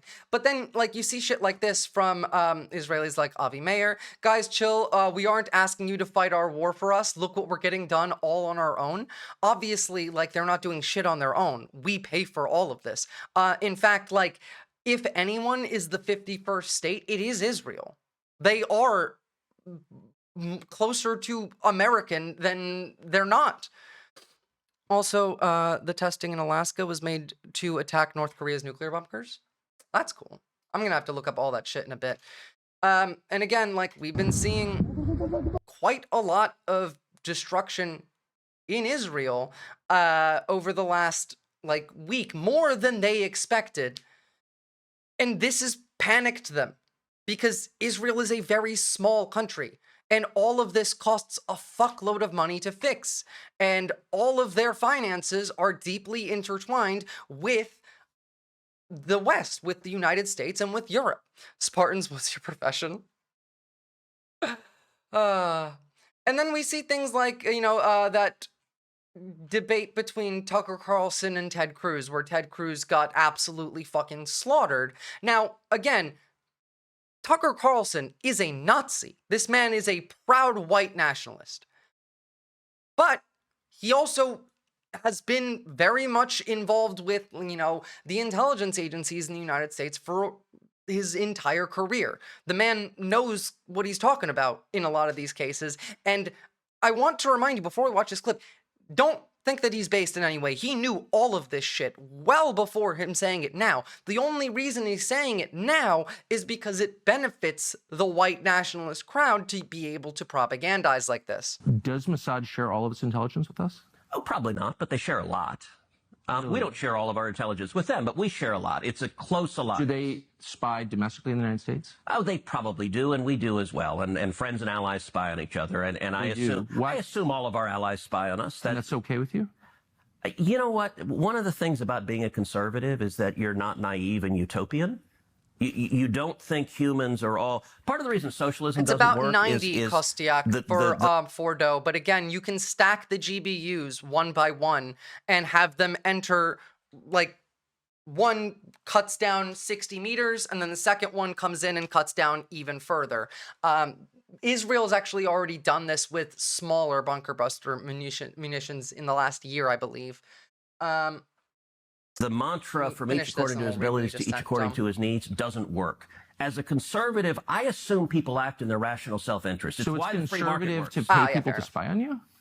It's conservative to recognize that human beings act in their own self-interest, and every one of our friends spies on us, and I'm not... Do you like it? That's my question. I'm not asking whether they have motive to do it. Of course they do.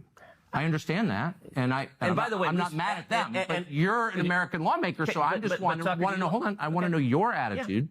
You said that your guiding principle, in fact, the only principle, the only criterion. I said guiding, the overwhelming. I wouldn't say only. Is it in America's interest? Is it in America's interest for Israel to spy on us, including on the president? It is in America's interest to be closely allied with Israel because we get huge benefits for it, and you want to see the clearest. But I just want to stop on the spying for. He did get dog walked here. It's hilarious. But again, I want you to remember that, like, Tucker Carlson is only saying this shit because he's propagandizing for the Nazi right now, not for the MAGA crowd, and that he knew all of this for the entire time. By those terms, has Trump acted in his own best interest? Well, in his own best interest? Actually, not even. No. Not in, like, the country's best interest, but also not in his own. For a second, that it takes place, as you know, and including on the President of the United States and several precedents. And I just want to know if that's okay, and why is it okay? Wouldn't an American lawmaker say to a client state, you're not allowed to spy on us? I'm sorry. I know why you want to. I'm not mad at you, but you're not allowed to. Sure. And I don't care for it. I don't want to be spied on by you. Is that... It's kind of weird not to say that, but you don't seem able to say that. It's funny. Now, so we have this that just came out, interesting development. I'm told by experts that the underground tunnel at Isfahan is much harder target than Fordo, and it is not clear whether the Tomahawks were able to destroy it. Quote, there is no way to, they got in that tunnel. It's deeper than Qum and harder rocks. Well-placed source tells Fox. IAEA inspectors reported that multiple times that it was used for storage of UF6. UF6 was one of the large precursor materials to make enriched uranium, but there was no enrichment going on inside of that mountain. But it's important that the UF6 uranium hexafluoride be accounted for and eventually removed. Personally, I think that Iran should have a nuclear weapon. I think that, like, everything that we're seeing now is evidence of why Iran should have a nuclear weapon. In fact, like, again, look what happened to Ukraine. They got rid of their nuclear weapons, and look what happened. Israel would not have done this, would not have started this conflict if Iran did have a nuclear weapon. They just wouldn't have. It would have been too much of a risk. And so I think they should. Yeah, they would just lob it at Tel Aviv if they did? No, I don't think they would. I don't think there's any evidence that would show that they would use the nuclear weapon preemptively if they had one. I think that ruins the point of a nuclear weapon to begin with. Using it is not useful. Having one as a deterrent is the point of one. And again, Iran has been reasonable in this, like, in every interaction with Israel since the beginning of the genocide in Gaza, in that Israel has hit Iranian soil several times, and Iran had only responded following them being attacked first after giving, like, warning to the international community and to Israel on both occasions. I think Iran is the one in the right. I don't trust the IRGC, but I trust them more than I trust the Knesset, Kostiak. Like, I trust Iran to not use it more than I trust Israel to not use it. I trust Iran to not use it more than I trust America to not use it, because we've used it already in the past and we're threatening to use it again. Whereas Iran isn't threatening to use a nuclear weapon. Like, even if they had one, they weren't threatening to use one. They also weren't saying that they were trying to build one. They've also shown that they were the only rational actor in the region for over a year now. Again, if America had its consulate in Syria bombed, we would immediately annihilate whoever did that. Iran, they didn't. They actually just ate that. And then following that, once Israel then did a strike inside of Tehran, then they responded with the the initial missile barrage of the first retaliation. They gave a week notice to the United States before they did that. The second time, Israel struck Iran, and then Iran struck back a day later, still gave 6-ish hours of, like, notice to the United States that this is what was going to happen. The IRGC is the only one not blatantly and purposefully committing war crimes in this conflict. Well, let's not be so sure there, because they did hit a hospital in Tel Aviv, or actually not Tel Aviv, in another city, Bishir or something like that. And, like, sure, that could be an accident, but I mean, at this point, does it matter? And then they went out and, you know, made fake graphics of, like, well, you know, we were hitting the Mossad tunnels under the hospital, not the actual hospital. And, like, I can't blame them for that. It's actually funny. Like, obviously, civilians is, like, you should not try and kill civilians. You should not be attacking hospitals. And if they are, that's bad. But I'm still going to laugh at that at least once, because following that, yeah, it was Beersheba. Thank you, Liddy Cruz. I'm gonna laugh at it at least once, because following that, then Israel goes on television and talks about how their war crimes and how the international community needs to stand up for it, and like humanitarian crisis, blah blah blah. And that's the funny part to me, is that like they're saying all of the things that everyone has been saying about Gaza. I've literally seen Israelis tweeting like they're turning us into Gaza. And so, like, I'm going to laugh at that, sure, but I wouldn't say that, like, Iran isn't committing any war crimes. They've just been incredibly reserved in their retaliation. Yeah, 100%. I'm with you on everything you said, Visora, except for the one thing. If Iran really went for a nuke, this would have happened 10-fold years ago. This has been in the planning stages for ages, and if Iran really tried to make a nuke, it would have been the perfect alibi for the destruction of Iran. Well, like, yeah, and that's why we had the nuclear deal under Obama. And that worked. Like, that worked really well. And then Trump took us out of it.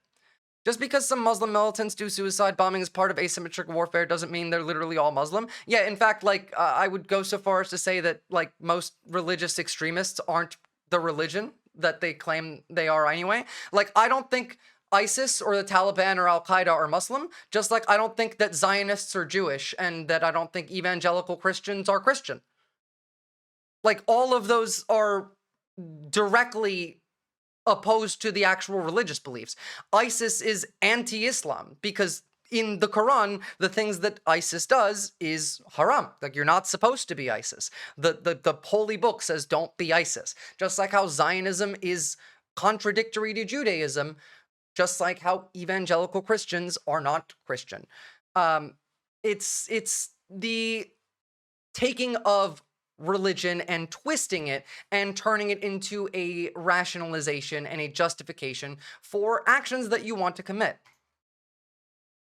And remember that, like, they are taking this stuff on the right and trying to continue forward with it. They're trying to push these ideas on you to brainwash you. Will America strike I didn't do shit, Kostiak. Will America drop Blame the mods. Moab, the mother of all bombs? Will America be alongside Israel here? Is that a good idea?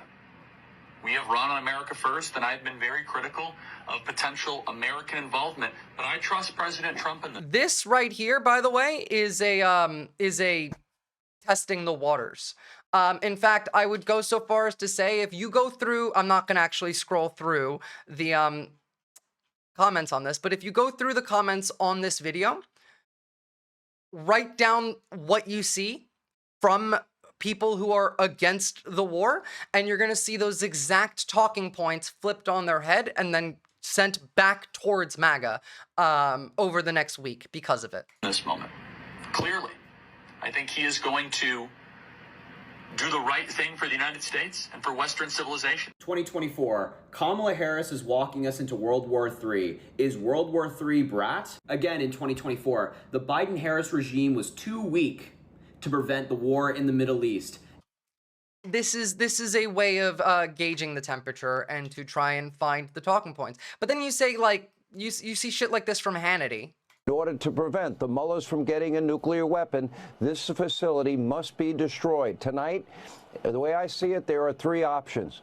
One, Israel could use a tactical nuclear weapon to wipe out the site. They don't have bunker buster bombs. That would obviously be not only highly controversial, but come with massive risks to the region. It is not a good option. Option number two, Israel can send in a team of commandos on the ground. Also very risky with a much From the IAEA's May 31st report, Iran had enough 60% enriched uranium, 233 kilograms of WGU, to make 9 nuclear weapons, 25 kilograms of weapons-grade uranium per weapon in as little as 2 to 3 days, and enough for 11 weapons. Yeah, like, they have enriched uranium. They could make nuclear weapons. But so far they haven't done so. They could also put together nuclear weapons in less than 2 to 3 days, honestly. Like, the IAEA's report there is probably a conservative estimate on how quickly they could. I still don't think that they will, because it's exactly what we want them to do. The powers that be want them to nuke us, so that gives us full justification. lower chance of success. The third best option involves the United States of America, our military, which is equipped with these 30,000-pound Oh, well, bunker yes, buster. Kostiak, that's true, but so is Israel, and so is America. Like, the issue there is with authoritarianism. Beat you to it, Shards Park. Bombs capable of penetrating that mountain. Israel does not have this critical weapon in And its mind arsenal. you that, like, out of the three countries that we're talking about, America, Israel, and Iran is the only country that's public supports this war, like, on their end. Like, Iran's public supports Iran continuing this war because they're on the defensive side of it. They didn't start this. They got attacked, and they're going to defend themselves. And so they're the only country with a civil population that supports continuing on this footing. And that gives them a bit of a upper hand in an extended engagement, not a short-term one. It makes Iran much more likely to act kind of the way that Ukraine did. I don't think that Iran's government should be decapitated. I don't think that it's possible to do that anymore, Shard. And they do not possess the large bombers that are capable of dropping an ordnance of that size. So, and Mental Lord, like, diplomacy is not being employed here because they don't want to. It's that simple. That's the only reason. There is no reason for us to be at war other than because the powers that be, and by that I mean the capital class, want us to. I mean, by the way, understand that, like, this is all falling in with the same rhetoric from the right that want to create more of an authoritarian structure in the United States. Mark Levine says that anyone who is worried about World War III sounds like a Marxist Islamist. You're either a patriotic American who is going to get behind the president, or you're not. As in the same type of shit from the Iraq War. You are a terrorist if you don't support the war. Yeah, so where are they? They're nowhere. How about China? Nowhere. How about Russia? And Kostiak, Nowhere. I get that. I don't trust, like, them with nukes, but I don't trust America with nukes, and I don't trust Israel with nukes. I think the only way to make that the least risk that you can, if you don't trust any of the three countries involved, if all three have a nuke, it makes it much less likely that any of them will use it. What happened to World War III? There is no World War III. They all sound like a bunch of Marxist Islamists. They don't sound like patriotic Americans. Let me be clear. This is good versus evil. You're either a patriotic American who's going to get behind the President of the United States, the Commander-in-Chief, or you're not. One other thing. Good versus evil, axis of evil, you know, like, this is straight up Iraq war propaganda. I was gonna read that one later. This was AIPAC's statement on U.S. strikes on Iran's nuclear program. Fucking hell, what a ghoul. True. True. Though, to be honest, I don't trust Israel to not attack them even if they did have nukes. Well, yeah, that's also true. But I feel like if they did have confirmed nukes, Israel might be at least a bit more hesitant. Regardless, like, again, giving up nuclear weapons didn't work for Ukraine, and we're at a stage of chaos in the world where it seems like having nuclear, like, Iran and Pakistan didn't continue to escalate because they both have nuclear weapons. And I feel like if, let's say, like, not Iran, if India and Pakistan didn't continue to escalate because they both have nuclear weapons, if only India had nuclear weapons and Pakistan didn't, I feel like that would have been much worse. You know what I mean? Israel maybe, but Netanyahu, all you have to do is threaten his coalition. Well, again, all of this started because Netanyahu was about to lose power. The day that they attacked Iran, there was going to be a vote in the Knesset that was going to dissolve the Israeli war cabinet, because more than half of Israel doesn't think that, like, had polled that they didn't think that Netanyahu was actually, like, trying to win the war, that he wanted to keep it going. It was postponed, yeah. All right, I want to hear what AIPAC's statement on this was. President Trump has taken a historic, decisive action against the Iranian nuclear program, which has been a long-time threat to security, blah, blah, blah, blah, blah. The justified action was taken as Iran was on the verge of acquiring a nuclear weapon. Literally, Israel has been saying this since 1990. We commend our heroic American troops who carried out this operation, blah, blah, blah. Okay, so they literally just said exactly what Trump had said. Not anything really important. And, like, I want you to understand that, like, this is how most of the world is viewing this. Thankfully, this is one of the few criticism of Israel that I can find that isn't actually like dripping in anti-Semitism right now, because that's what they've made it so easy to do. Move away, everyone. I'm fleeing from a war zone. I'm Israeli. I need entry right now. Oh no, I'm so sad about it. Passport. What brings you to Romania? There are bombs everywhere. Iran hit Tel Aviv. Pray for us. Pray for us. Of course. Ladies and gentlemen, attention. Let's pray on Israel, for Israel. Dear God, may you bless them all. Bless. Oh, there's a good English video that I need to show you. It's okay. Everyone now, kneel before the passport of divine entitlement. I want to talk with your boss. I want to talk with a higher up right now. It's racist as fuck, yes, God. but I hear he's the real it's estate not agent. anti-Semitic, it's just racist. Who gave you the deed to someone else's house? Hello, God, is Nadia here? But like, this is what I mean, right? This is not anti-Semitic, but it's racist. This is the only video that I can find of someone like making fun of the Israelis' sympathy farming that isn't just genuine Nazi bait. I'm having here one of your chosen tenants, yeah? It's having a mental breakdown at the immigration. It wants a global do-over, if it's possible. I'm being persecuted right now. Persecuted? My dear, you're just standing in line for passport control, not neural. If you watch... Welcome to democracy. I had to leave everything behind. Except your entitlement. That made it through customs just fine. We want safety. So did the children in Gaza, but they did not get a window seat out. This is absurd.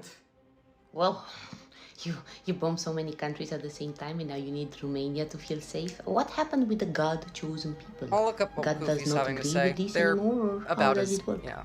This is a humanitarian crisis. Wow, you learned a new word. It's funny how you start using it when the bombs came your way. You thought it's only one way? Isn't that the... Wow.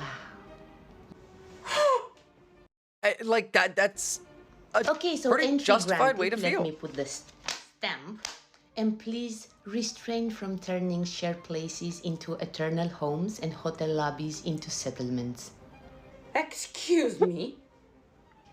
And if you see any ruins, please do not put a flag and call it Israel 2.0 just because somebody called Abraham passed there 3,000 years ago with no proof.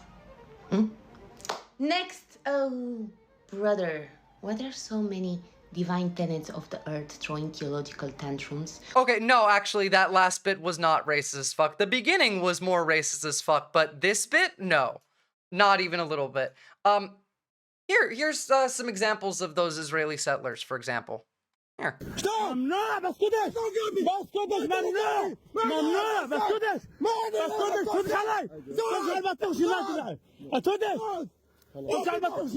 it's not, Fustiak. It's not racist. Not the whole thing. This is racist.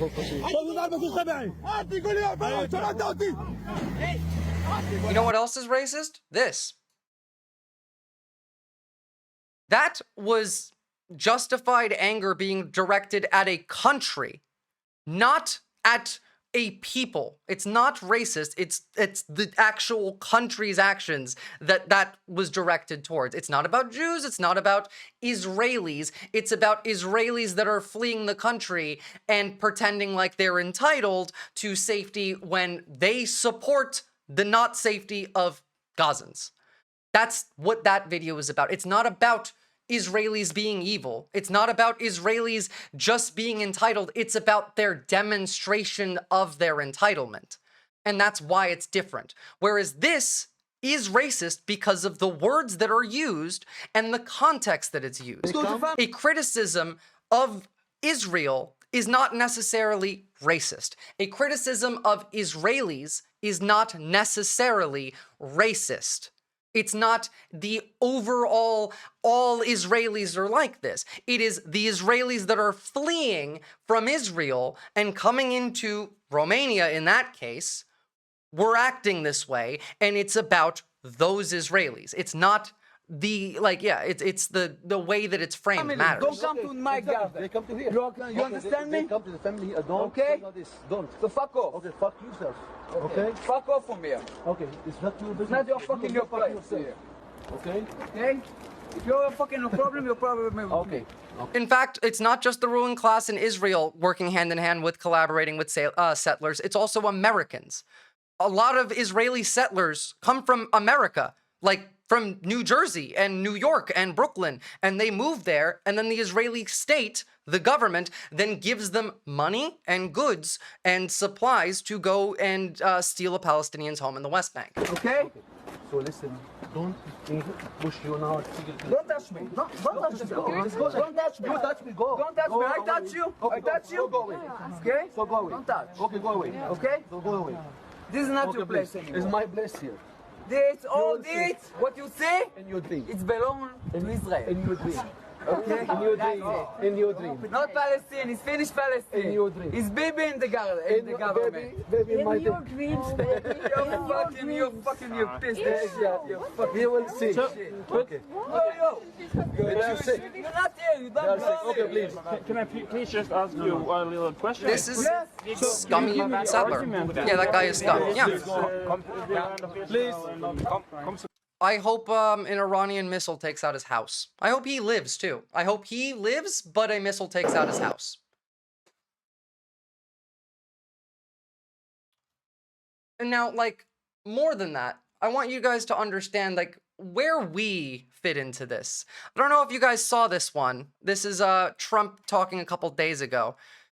Iran doesn't want nukes. They've never said they want nukes. They've never, like, they have not developed any nukes. USA and Israel, imagine allowing someone to attack who says that they will attack your people, instead showing that they will be responsible. Well, I mean, like, again, America and Israel are the ones that attacked and said that they will attack, and Iran has been the responsible party in this, like, entire conflict. And it's interesting because I did ask Tucker, I said, well, are you okay with nuclear weapons being in the hands of Iran? And he sort of didn't like that. He didn't want to really, but he sort of didn't like that. And I said, well, if it's okay with you, then you and I do have a difference. But I'm well aware of what his speeches are. I don't care about what they say. It's about their actions that are responsible.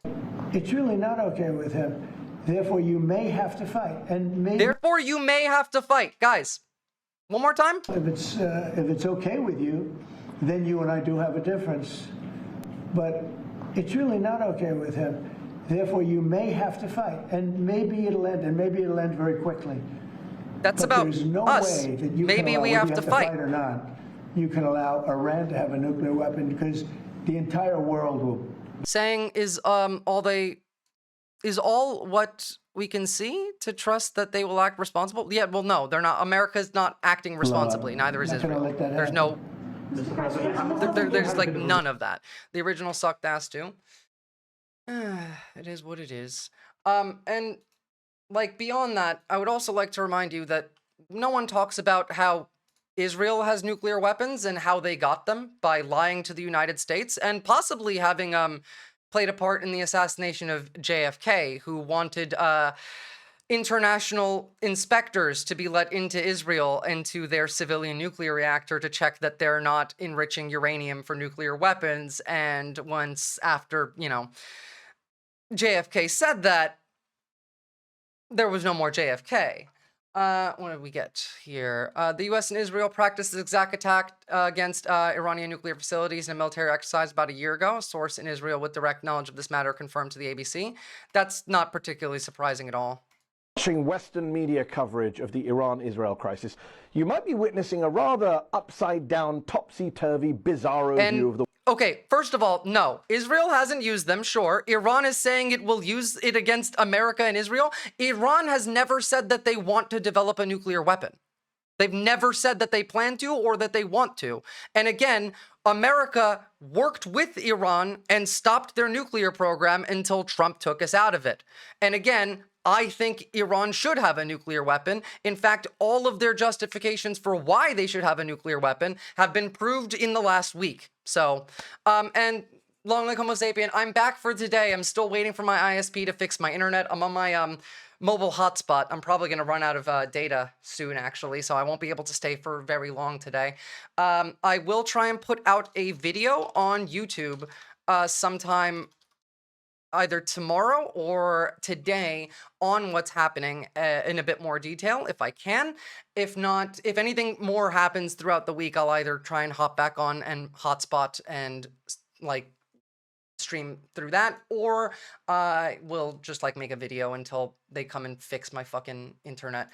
But like I need you all to understand that like this is not getting less intense anytime soon. Have you seen Khamenei's speeches saying it will destroy the USA and Israel too many a time? Yeah, I have, and I don't care. And honestly, I don't blame them for it at all. At all. At all. Also, have you seen like some old quotes from Khamenei like this? Because there's plenty of that too. This is from 2015. They celebrate a day for abolition of slavery, but such crimes are committed against blacks all the time. Eric Garner, Trayvon Martin, Black Lives Matter. And by the way, this was then an American responding like 2 days ago, calling Khamenei a leftist and then slur because he was pro-BLM like a decade ago. I'm not even saying that Khamenei's good. Again, you shouldn't like Israel. They're not good, but they are objectively in the right in this conflict. They have done nothing wrong. They are defending themselves, and they were illegally attacked by America and struck by Israel when they were not threatening Israel. They have a fatwa that prevents it, and since people keep saying they're scary for following Sharia, they should also believe that fatwa for the same reason. Well, like, also, like, most people don't even understand what the fuck that means. Like, at all. There's Khamenei tweets talking about how, like, women shouldn't be submissive to their husband, and that's not, like, part of Sharia. It's quite funny. You can't blame USA for prestige stroke if he says so? How? On what, like, context? Because Israel talks about the destruction of Iran, and so does America all the time. If under, like, that mentality, that means Iran is even more justified of literally even nuking Israel by your own rationale. You're saying that Iran would be more justified in nuking Israel just because, like, America and Israel keeps threatening Iran. Just because vocal threats are aired does not give you the right for military action against that country. It doesn't work that way. I have no sympathy for what's happening to the Zionist regime in Israel. It seems that they weren't prepared for the response from Iran. They weren't, and I have no sympathy for them either. People understand clearly how serious Islamic rule is. I think they should just be able to understand how concrete a fatwa is. Americans don't understand shit. America never threatened that they'll destroy Iran, just leads. They have said that they, like, before we hit Iran, we were talking about how we need regime change. If they were talking about regime change in Israel or America, you wouldn't be saying the same thing. Regime change is the destruction of, like, that political system. That's the same argument. America threatening Iran with regime change is them saying death to America. It's the same thing. And again, it's not the problem, like, the problem I have is with authoritarianism and religious rule in all cases. And America and Israel are not only also authoritarian, like, countries, but also religious extremists in both cases. All three of these countries are a religious extremist theocracy and authoritarian. So, like, if Iran said that they wanted a leader change, no one would care. That's not true. Because it's not about wanting a leader change. Regime change isn't saying, I want a new leader for your country. It's saying, I will force a new leader onto your country militarily. That's what regime change is. It's not, we want a new leader for your country. It's, we're going to kill your leader and force you if you don't have a revolution and overthrow your leader. That's what that is.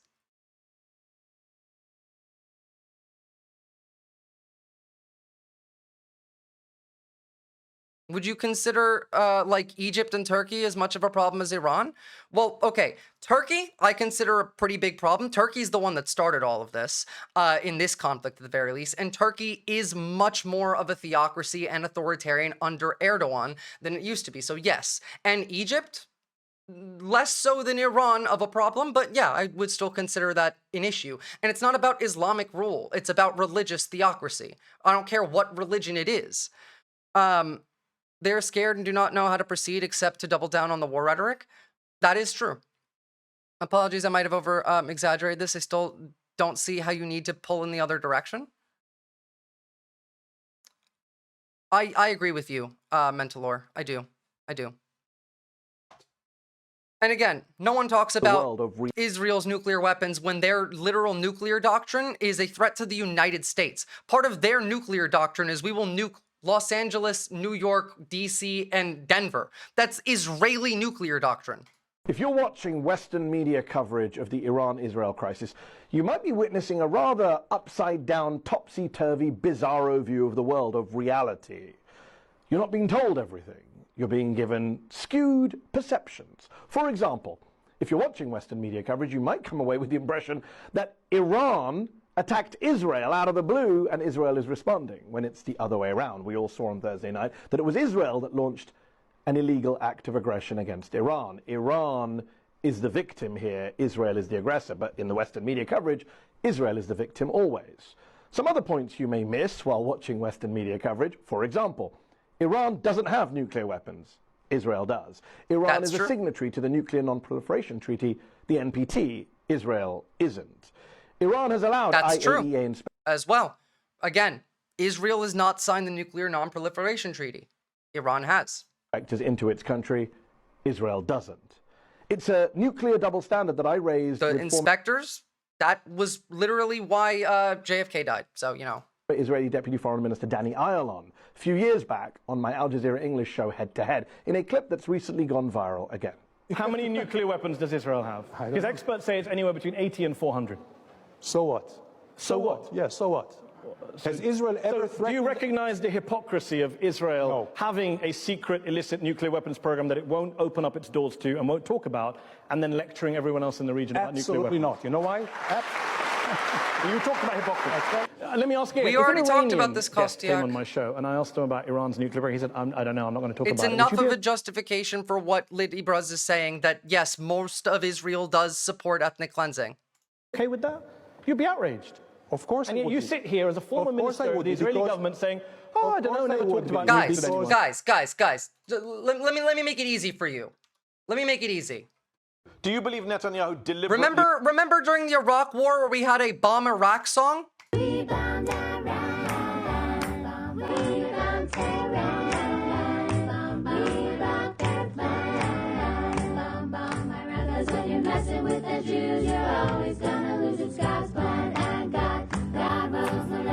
They don't feel bad. The thing is, that's a lot of the population, Kostiak.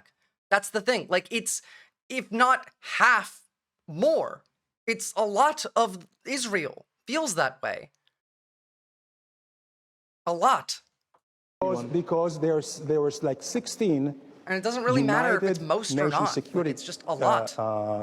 Council resolutions against Iran. And there is against Israel. And there is against Israel as well. About your nuclear program? No. Yes, there is. UN Resolution 487. Let me read it to you. The UN Security Council in 1981 says, calls upon Israel urgently to place its nuclear facilities under the safeguards of the IAEA. Why haven't you done that? Because... There you have it. The nuclear... It's like talking about MAGA quotes saying Americans are insane, but they are. More Americans than not believe in MAGA quotes and are insane. And I would agree with that. Like, if you said that about America, I would agree with you.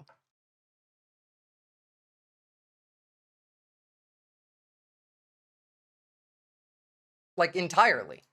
I would not make any counterclaim that Americans aren't insane. Like, just like America deserves to suffer. I've said this as well. America deserved 9/11. The people that didn't die in 9/11, like the people that died in 9/11 didn't deserve to die, but The blowback was justified. I've said that before. I mean, I'm not the only one, obviously. But like, there's a lot here. The cost of just 6 bunker busters is $120 million. It's a lot of money, yeah. Americans don't want to do this, but we're doing it anyway, and it was going to happen anyway. By the way, I don't know if you guys saw this. This was an Iranian news anchor getting bombed on air. She lived, thankfully. آنچه که ملاحظه می‌کنید تجاوز رژیم صهیونیستی به خاک جمهوری اسلامی ایران و منطقه صدا و سیماست. آنچه که ملاحظه کردید تجاوز آشکار رژیم صهیونیستی به صدا و سیمای جمهوری اسلامی ایران است. معاونت سیاسی صدا و سیمای جمهوری اسلامی ایران هدف حمله متجاوز قرار گرفت. الله اکبر، الله اکبر، الله اکبر. مردم شریف ایران آگاه باشید. Yes. آنچه که دیدید There, we've already seen like that starting mix. I'll show you in a second. صدای متجاوز به صدای حق و حقیقت است. آنچه که ملاحظه کردید، صدایی که شنیدید، فضای غبارآلود استودیو.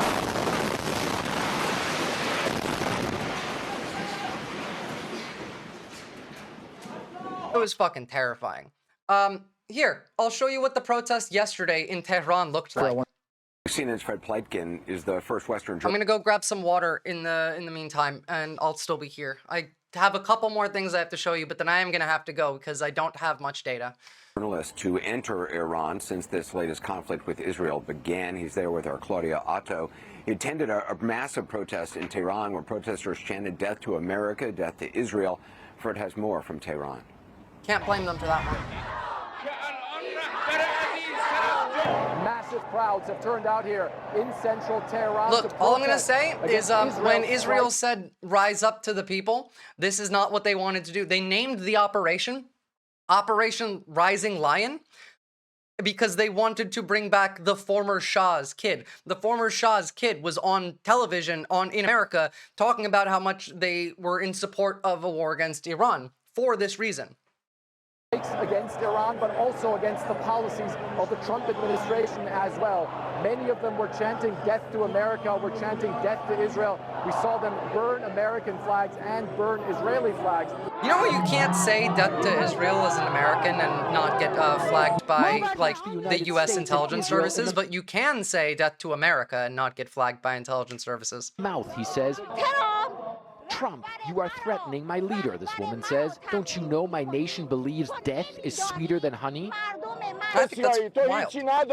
What do you have, Israel? He says, you have nothing. You are occupiers, unreligious. You're killing people, killing women. You kill everyone. You're terrorists.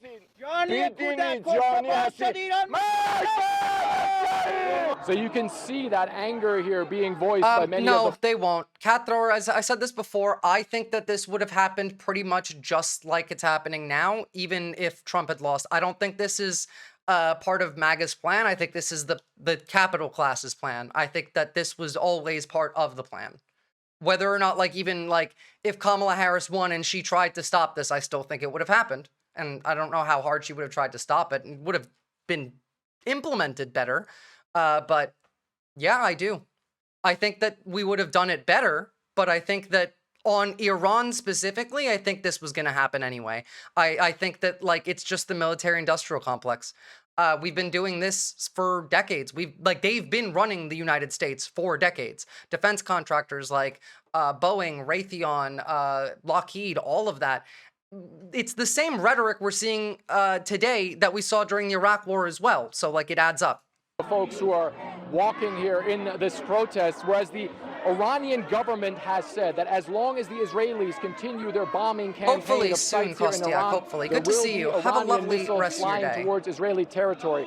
They're calling on President Trump to try and end this direct confrontation. Otherwise, they say, there could be a direct military confrontation between Iran and the United States. Yeah, they're not backing down, y'all. but they also say it's something that they're ready for. Fred Blanken, CNN, Tehran. And I do believe that they are ready for that. I don't think that they are bluffing when they say that they're ready for that. In fact, it seems like someone who was gambling with World War III the whole time might have not been who we were originally told. You're right now not in a very good position. You're gambling with the lives of millions of people. You're gambling with World War III. You're gambling with World War III. For the American people to see. You're right now not in a. Yeah. This is from retired U.S. Army Colonel Douglas McGregor saying, "Don't be fooled, Israel is in worse shape than people think. About 1/3 of Tel Aviv has been damaged or destroyed. As far as their military installations are concerned, I'm told that many Israeli aircraft are being flown to Cyprus to avoid being struck. Israel was not prepared for Iran's response." Now, how true this is, I'm not sure, but I do know that they definitely were not prepared for this level of response and this level of sustained bombing. That I think really took them off guard. Now, beyond that, where could this go? I mean, we'll see. We'll see. This is what the mainstream media is saying right now. I want to bring in our senior Washington correspondent and the anchor of NBC Nightly News Sunday, Hallie Jackson. She is with us on the phone.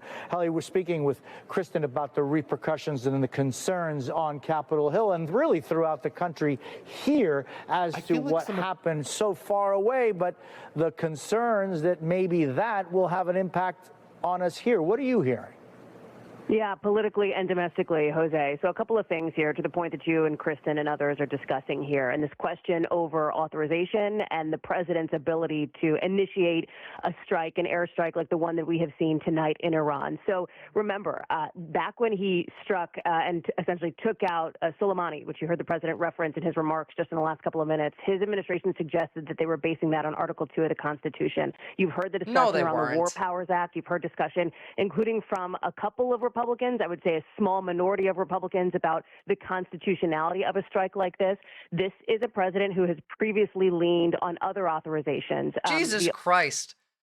What do I think about this take? I think that it's a stupid take. Did Trump just do a ceremonial strike on Iran similar to Iran doing a ceremonial strike in response to Soleimani being assassinated?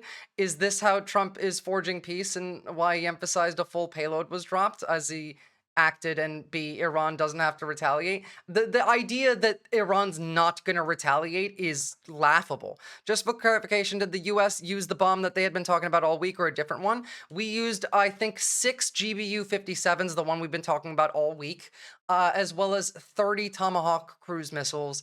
We hit Fordo using the B-2s, and Isfahan and Natanz were hit using submarine-launched Tomahawks. Yeah, no, we hit him hard. We also apparently didn't actually take out Fordo entirely. It's still unconfirmed about that, but... The authorization for the use of military force had come up back during that strike, although the administration did not heavily rely on that at the time. So I imagine when you have Speaker Mike Johnson, for example, late tonight suggesting that the United States was in quote-unquote imminent danger, that is where this is heading as it relates to look, they're going to claim that that we were in imminent danger. I mean, we already saw the Fox News video about how they're saying that Iran is planning to do a terrorist strike on U.S. soil. It's all consent manufacturing. Authorization question. The other piece of this, of course, domestically and politically, is the American response. And by that, I mean voters. We've already seen polling in recent days as this We did definitely drop at least a couple MLBs as well. Has intensified between Israel and Iran, suggesting that more Americans disapprove of the U.S. getting involved in the Middle East, getting involved in a region that has ensnared the U.S. previously for many years in largely unpopular or wars that became unpopular, conflicts that became unpopular. So I think when you see the president talk about this being essentially a targeted strike, they have no capability of striking us in the U.S. from that distance. No, they're gonna say imminent danger from a terrorist attack. It's all Iraq War era consent manufacturing. Perhaps speaks to the appetite of the American public of getting involved in something like this. Oh, by the way, Laura Loomer is playing a very, very large part in planning operations in relation to Iran. Also, like, this is the kind of shit that she's writing. Nobody said Israel above all, you loudmouth lying Muslim propagandist. I know a lot of your kind foam at the mouth when they get visions of raping kids like Mohammed and killing Jews like Mohammed. This is the woman that's directing some American policy in the region right now. I'm not kidding. Like, there is quite a lot of reports that this woman is directing policy. How does me calling you out for lying when you said Trump was going to drop a tactical nuke on Iran make me nuclear first? Again, he threatened it. Didn't say that he was going to do it, but he did threaten it. And again, Tulsi Gabbard and Pete Hegseth and J.D. Vance were all against this strike. So, you know, if the director of national intelligence, the director of defense, the SecDef, as Secretary of Defense rather, as well as the VP were all against this, and Laura Loomer was reported to be playing a big role in advising on the situation, that does kind of track. Yeah, Laura Loomer has been some kind of advisor for a while. Like, she definitely has been involved in the administration. To what specific level, I don't know. But she is a Nazi and insane. So, you know.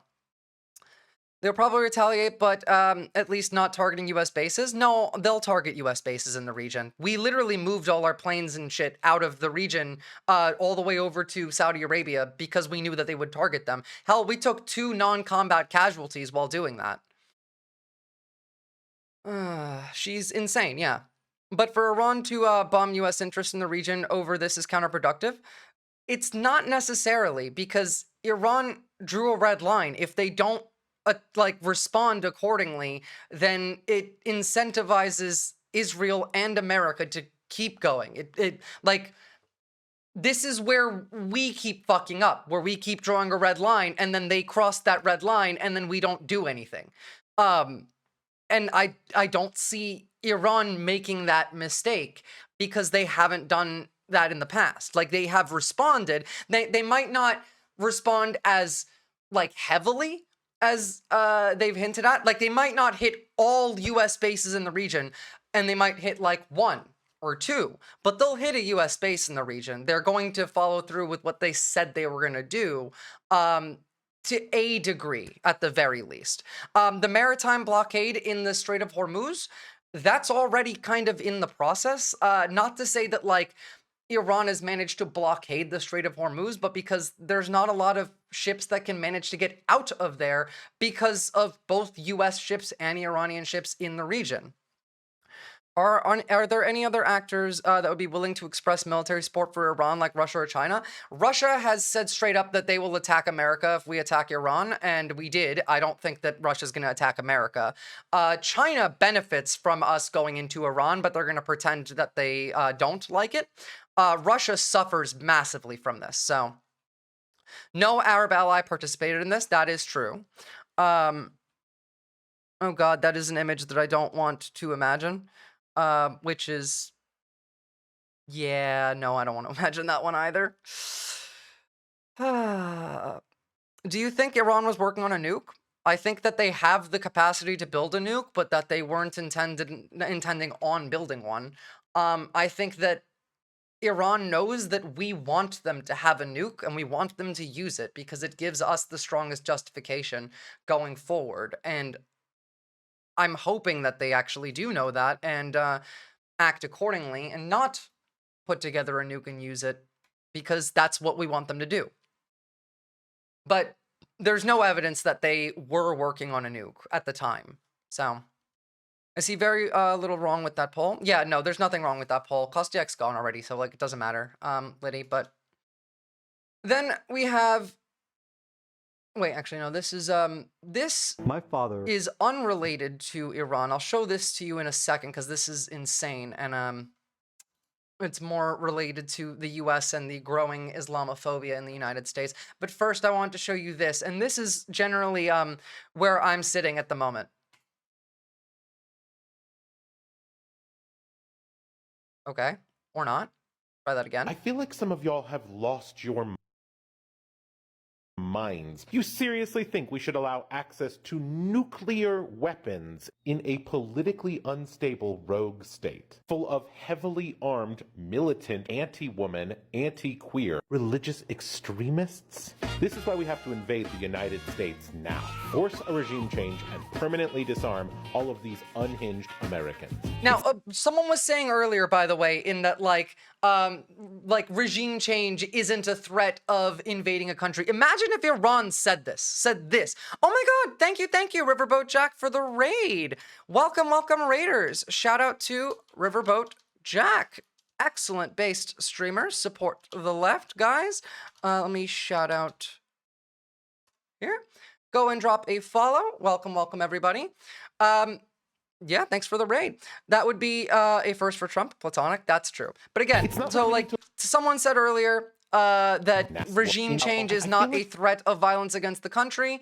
Imagine if Iran was saying this shit about us, and imagine how Americans would respond saying that this isn't a threat to American sovereignty or whatnot. It's insane. You seriously think we should allow access to nuclear weapons in a politically unstable rogue state, full of heavily armed, militant, anti-woman, anti-queer, religious extremists? This is why we have to invade the United States now.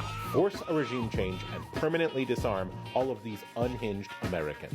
It's not like we need to look for evidence of WMDs. These fucking savages have already used them twice. Did you know that the ancient scroll that they worship encourages them to commit blood sacrifices of their own children to appease the ghosts of people who died centuries ago? Americans don't even want the United States to exist. Do you have any idea how much better life was for them when it was Turtle Island? To save our species, we can no longer allow this nation full of warmongering lunatics to continue existing. See, and that's what I mean. Like, imagine if Iran was using rhetoric like that against America, and Americans were going to make the argument that that wasn't somehow a threat to national sovereignty. Gee, why are all the countries we destabilize and attack hate us? Yeah, I wonder why, you know? Australia is the only country I trust with nukes. I don't trust Australia with nukes. Thank God we don't have any. Australia is essentially just America. In fact, like, we seem to be America's only remaining ally in the East now, because Japan has flipped. Fucking hell, guys. I trust Antarctica with nukes then. I mean, again, like, at this point, I'm at the stage where I feel like we need more countries to have the nukes because that's the only way that they'll be safe from us. You can turn that logic on us. We actually use nukes. Who does that? Exactly, that's what I mean. Like, someone was saying how it is dangerous to allow Iran to have nukes. Iran is more trustworthy with nukes than we are, than Israel is. What's up, Erica? Good to see you. I mean, Iran could possibly, quite easily point at all of our protests and be like, there's 1 million in the street and the regime is oppressing the people, and they'd be right. Well, I mean, like they have in the past. They literally have done that, long like Homo sapien. Here is one example. I showed this a little bit ago. Here is Khamenei in 2015. They celebrated a day for the abolition of slavery, but such crimes were committed against the blacks. This is a pro-BLM tweet from 2015 from them. And, like, it's a, again, not going to say that, like, Iran is good by any means. Of course not. But when, like, the supreme leader of Iran throws out shade like this, and then 10 years after the fact, Americans are responding, and all they have to say is, you're gay and a commie, is kind of embarrassing, don't you think? Australia's only an ally because they're held hostage by Pine Gap. That is true. Australia literally tested nuclear weapons on indigenous people at Mar-a-Lago and with the Brits. That is also true. Australia's kind of more of an more than an ally of the US. They're one of the Five Eyes. Australia is kind of like the 51st state. That's my view of things. It's bad, guys. And again, like, this isn't going to end anytime soon. We have protests in Iran that are pro-war with America because they got attacked first. That's the thing, right? Like, Israel attacked them for no reason. And then we supported them when we were doing peace negotiations with Iran a week prior to that. Why would they ever trust us? Because to them, whether or not this is actually the case, and I personally don't think this is the case, I can explain this a little differently, but from the Iranian perspective, America was pretending to negotiate with them to keep their guard down so that Israel could attack. Now, is that true? I don't think so. I think that Trump actually was trying to negotiate with them, and I think that MAGA doesn't want this war. I think that this was always going to happen, that this was the powers that be, the capital class, that this was, again, you can see that from the Iraq war rhetoric that we're seeing. This was going to happen, but not in this way. This is not what Trump wanted. They had a meeting at 3 days prior to Israel attacking Iran at Camp David. And in that meeting, we had defense contractors from both the United States and Israel. And Trump got told off by his boss that, he has to act a certain way and say certain things. And he wasn't doing his job. And after that, he flipped 180 entirely onto pro-war with Iran. It adds up. What's up, Gust? What's up? From their perspective, America is by every definition a demon country, not for some religious reasons, but straight up based on America's actions. And yeah, I can understand that perspective. Now, again, they're not any better, but we keep doing shit, guys.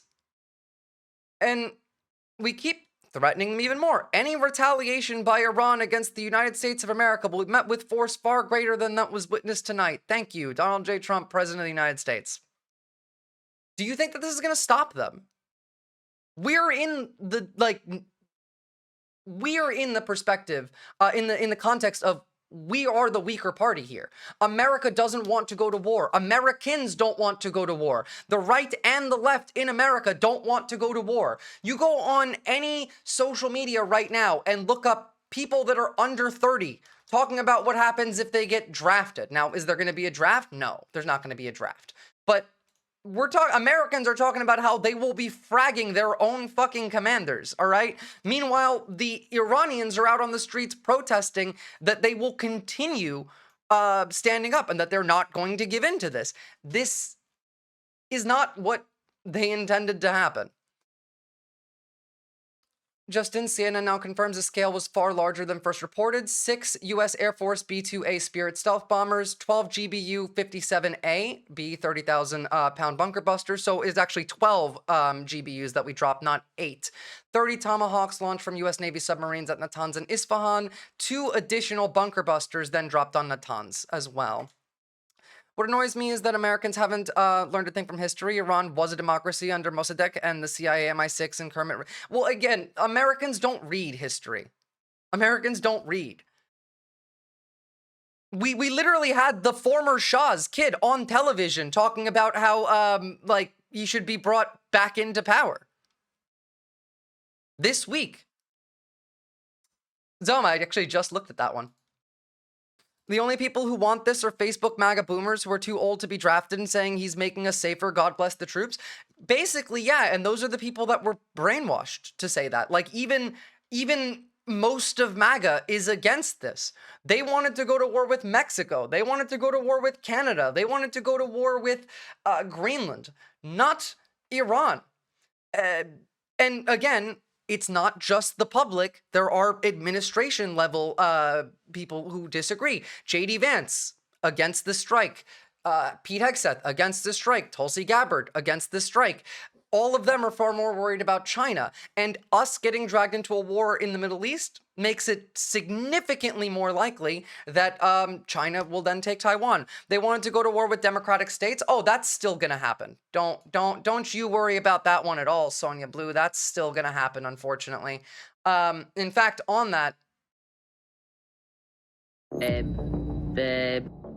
shall increase the provision of excess military and national security assets in local jurisdictions to assist state and local law enforcement. How military and national security assets can most effectively be utilized to prevent crime. They're not talking about, crime that affects you. I think No, we that's both know which pre-policing. crimes specifically they're gonna be targeting with I excess don't military see it going like that, Balkisa. There's very little chance of it being a limited exchange at this point. forces. It's not gonna be bike thefts. It's not gonna be insider trading. It's not gonna be Section 702 securities violations.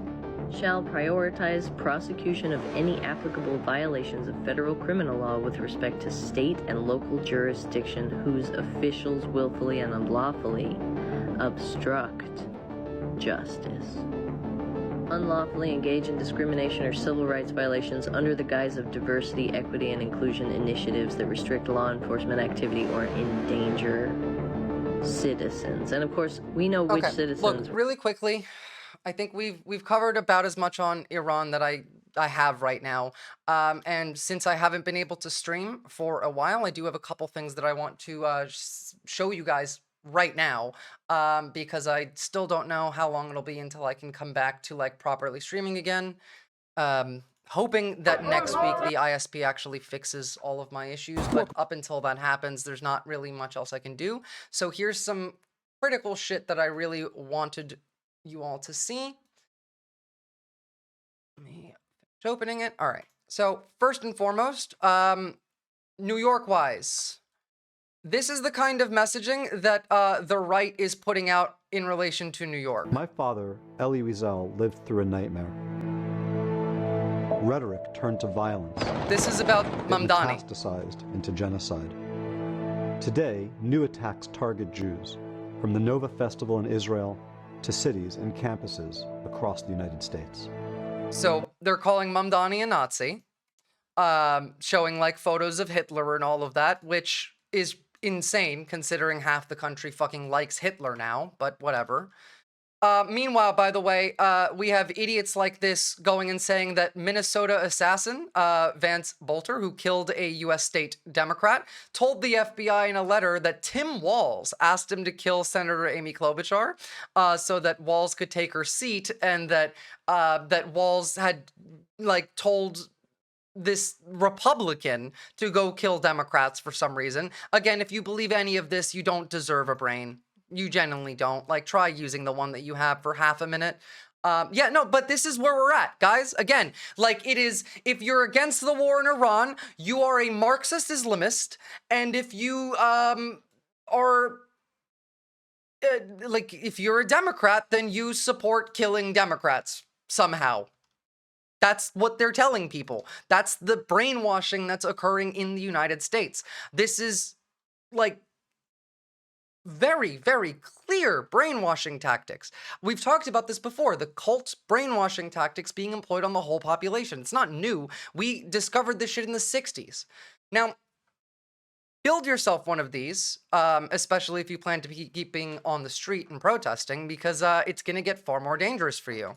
Welcome back to Dirtbag America, where we prepare for the resistance by building shit for cheap. Let's go! Now, I know winter's a long way off, but for some reason I've been inspired this week to create and a also, lightweight, durable... jump onto YouTube and check out the video I made on putting together a med kit to bring to a protest, as well as a bug out bag in case you have to fuck off. Low-cost snowball shield. Snowballs can be dangerous, especially when they're filled with ice, so it's important to try and protect yourself. We're starting with the base frame by layering up some cardboard with some thinned-out wood glue. If you've ever been in a snowball fight, especially on the front lines, you know things can escalate pretty quickly. Sometimes you're just hanging out with your friends, peacefully, in the city, chanting, when suddenly an ice pig rolls up and starts throwing snowballs at you. Really fast. Oh. That are made of rubber. Well, that sounds awful. Because of that, we need this thing to be pretty strong, so I'm adding a layer of resin to the outside, and then this blanket to give it a little more tensile strength. Wow. What does tensile mean? This resin dries about as fast as my sock after private time, so I worked my way across it in smaller sections till the entire thing was cut. One more cup of resin to the outside for durability, and we were pretty much there. Soon it was harder than DJT's pee-pee at his own birthday party, and it was time to trim the edges and clean it up. Tape, tape, tape it. Oh, let's tape it, yeah. Every good snowball shield needs an eye hole so you can peep through and watch the attempted takeover of your country's democracy. There's too much to show in this video, but there's a longer one on YouTube if you want to get all the details. For now, let's huck some shit at this and see how we did. Yay! Ooh! Ooh! If you were in a snowball fight this weekend, be safe, take care of each other, and know it's our right to be out there. Okay, bye. Based. Now, also, at some point throughout the weekend, someone tried to kill Mamdani. Someone tried to kill Zoran, which is not particularly surprising. But also remember that this is what the Republicans think that Americans need right now in this era of increased political violence. I wonder why. Look, these are the weapons of choice to defend yourselves for many, many women. They're easy to handle. They're not as loud. You can do a lot of training with them. So it just makes a lot of sense to me. They just don't get it. They've never been to a gun range. They have no idea that if you want to become proficient with the gun, even with ear protection, you can still have some hearing loss. So why not allow us to use our suppressors? And then the thought the Biden administration... They want to legalize suppressors in general. And the thought of making a pistol brace a short-barreled rifle is also inconceivable to me. Like, we can't make sense out of it. Suppressors are already legal in some cases, but they want to make it like legal in general. They're also trying to make it so that you don't need a license to conceal carry anymore. I wonder why, right?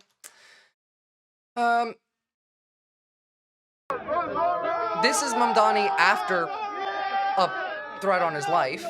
Just like walking around the East Village being a normal dude. They're fucking terrified of him, man. They really are. And then just to show you how evil the right actually is, this was sent to Republicans in the mail, on their mailing list in Minnesota. This was sent to the average Republican voter following the death of the Minnesota Democrat at the hands of the Republican who murdered her. Dear Republican leaders and grassroots partners, yesterday Governor Walz signed into law a set of truly historic Republican victories, the largest tax cut in Minnesota history, no new taxes, the repeal of free health care for illegal immigrants. What makes this even more remarkable, these achievements came in a year where we had faced a deadlock 67-67 House and one vote GOP minority in the Senate. Yes, yet the Minnesota Senate and House Republicans got it done, and we did it in part because of one Democrat speaker, Amrita Melissa Hortman, the Democrat who was killed by a Republican. Tragically, this weekend, Melissa, her husband, and Mark, and their beloved dog were murdered in their home. It's a gut-wrenching loss for her family and for the legislature, as in they're saying thank you for dying so that we could pass these laws. That's what they said. We disagree on just about every issue, but she was the only House Democrat willing to meet in the middle and deliver real results for Minnesotans. They are just demonic. Just genuinely, openly, happily fucking demonic. Oh, and by the way, we now have confirmation that there are ICE agents who work as private contractors. They don't have the same level of accountability. And by the way, there is now a bill that's trying to make it so that ICE and law enforcement in general have to have IDs, badges, show their faces in the United States. I'm not sure it'll actually work that way, considering that the law is whatever these fucks want it to be. But here's an ICE agent who abducted 4 women, raped them, tortured them, and murdered them. The 5th immigrant he abducted escaped. A terrifying arrest in serial Texas. killers. That's who these people are. Be careful, killer. Please. It meets the qualifications or definition of being a serial killer. Authorities say Juan David Ortiz, a U.S. Border Patrol agent, is allegedly a calculated murderer, killing 4 women, all believed to be sex workers, according to the district attorney, over the past 2 weeks. Investigators seen here combing the scene where they found one victim's body. According to police, Ortiz attempted to abduct a 5th woman Saturday night, but she managed to get away. Apparently, the suspect pulled out a gun on her and she was able to escape. That woman found an officer and directed police to Ortiz. He was later arrested hiding in a hotel parking garage. He now faces 4 murder charges and is being held on a $2.5 million bond. It amazes me that there are so many Dems that just don't put up a fight when their life is in danger. It's because they need to be able to first recognize their life is in danger, and to be able to recognize that, they have to be able to sit in their discomfort without blocking it out. And they can't do that. Most Americans can't do that. They honestly, it's not even Americans. It's kind of a global thing. You need to be taught how to hold on to difficult emotions and to analyze them and to feel them without wanting to remove them from your body and dissociate from them entirely. And we don't teach people how to do that. And so they very often, both like in America and outside of it, on the left and on the right and in the middle, all have this issue of not being able to actually understand that they are in danger, that they are, that we're at the point of it's illegal to harbor immigrants in your house, and ICE will arrest you for harboring Anne Frank in your attic, you know? So who appoints the ICE agents? Do they undergo a background check? No, they don't. Who appoints them is DHS, and no, they don't go through a background check. Homeland Security just appoints them. Technically, all federal employees go through varying levels of background checks. Usually, Homeland Security has pretty stringent checks, but that's under normal circumstances. Yeah, exactly. By the way, like these are the people who are applying for ICE jobs. White nations! White nations! Now we start the deportation! Now we start the deportation! White nations! White nations! Close borders! Close borders! Now we start the deportation! These are the people. Now we start the deportation! You're on, gentlemen. Also, we know that at least some of those work for private military contractors, like Mercs, like Blackwater. So it's not even just like white nationalists and criminals. It's also corporate criminals and corporate white nationalists.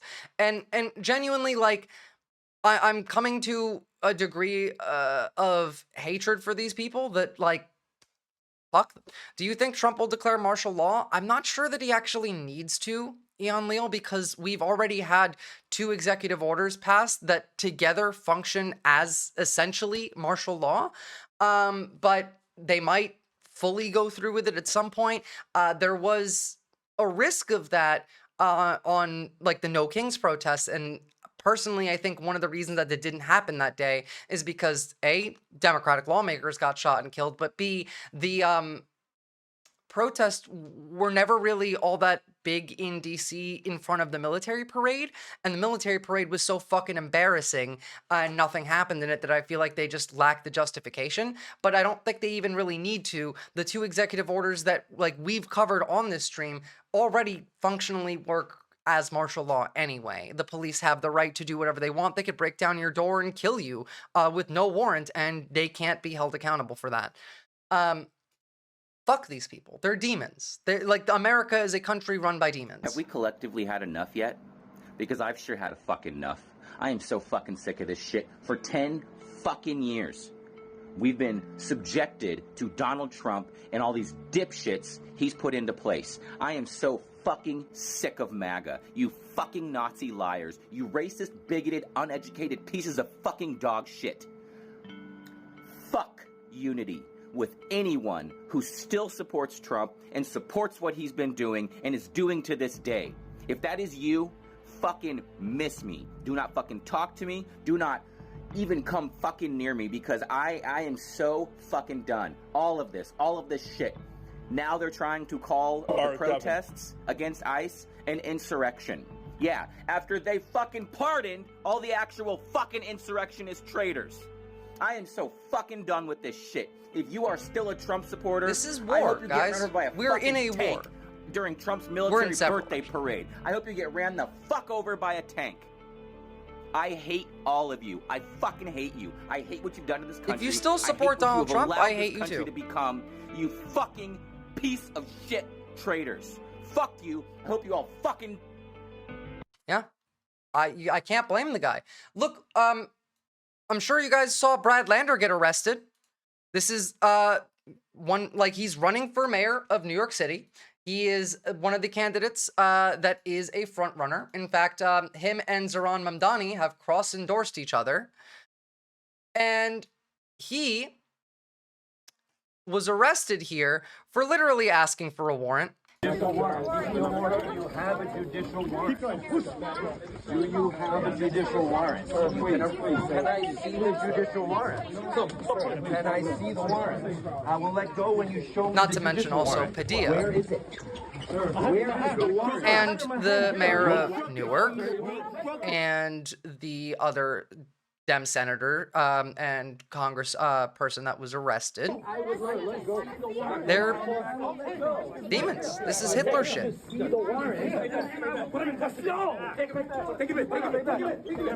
He asked to see a warrant. You don't have authority to arrest U.S. citizens.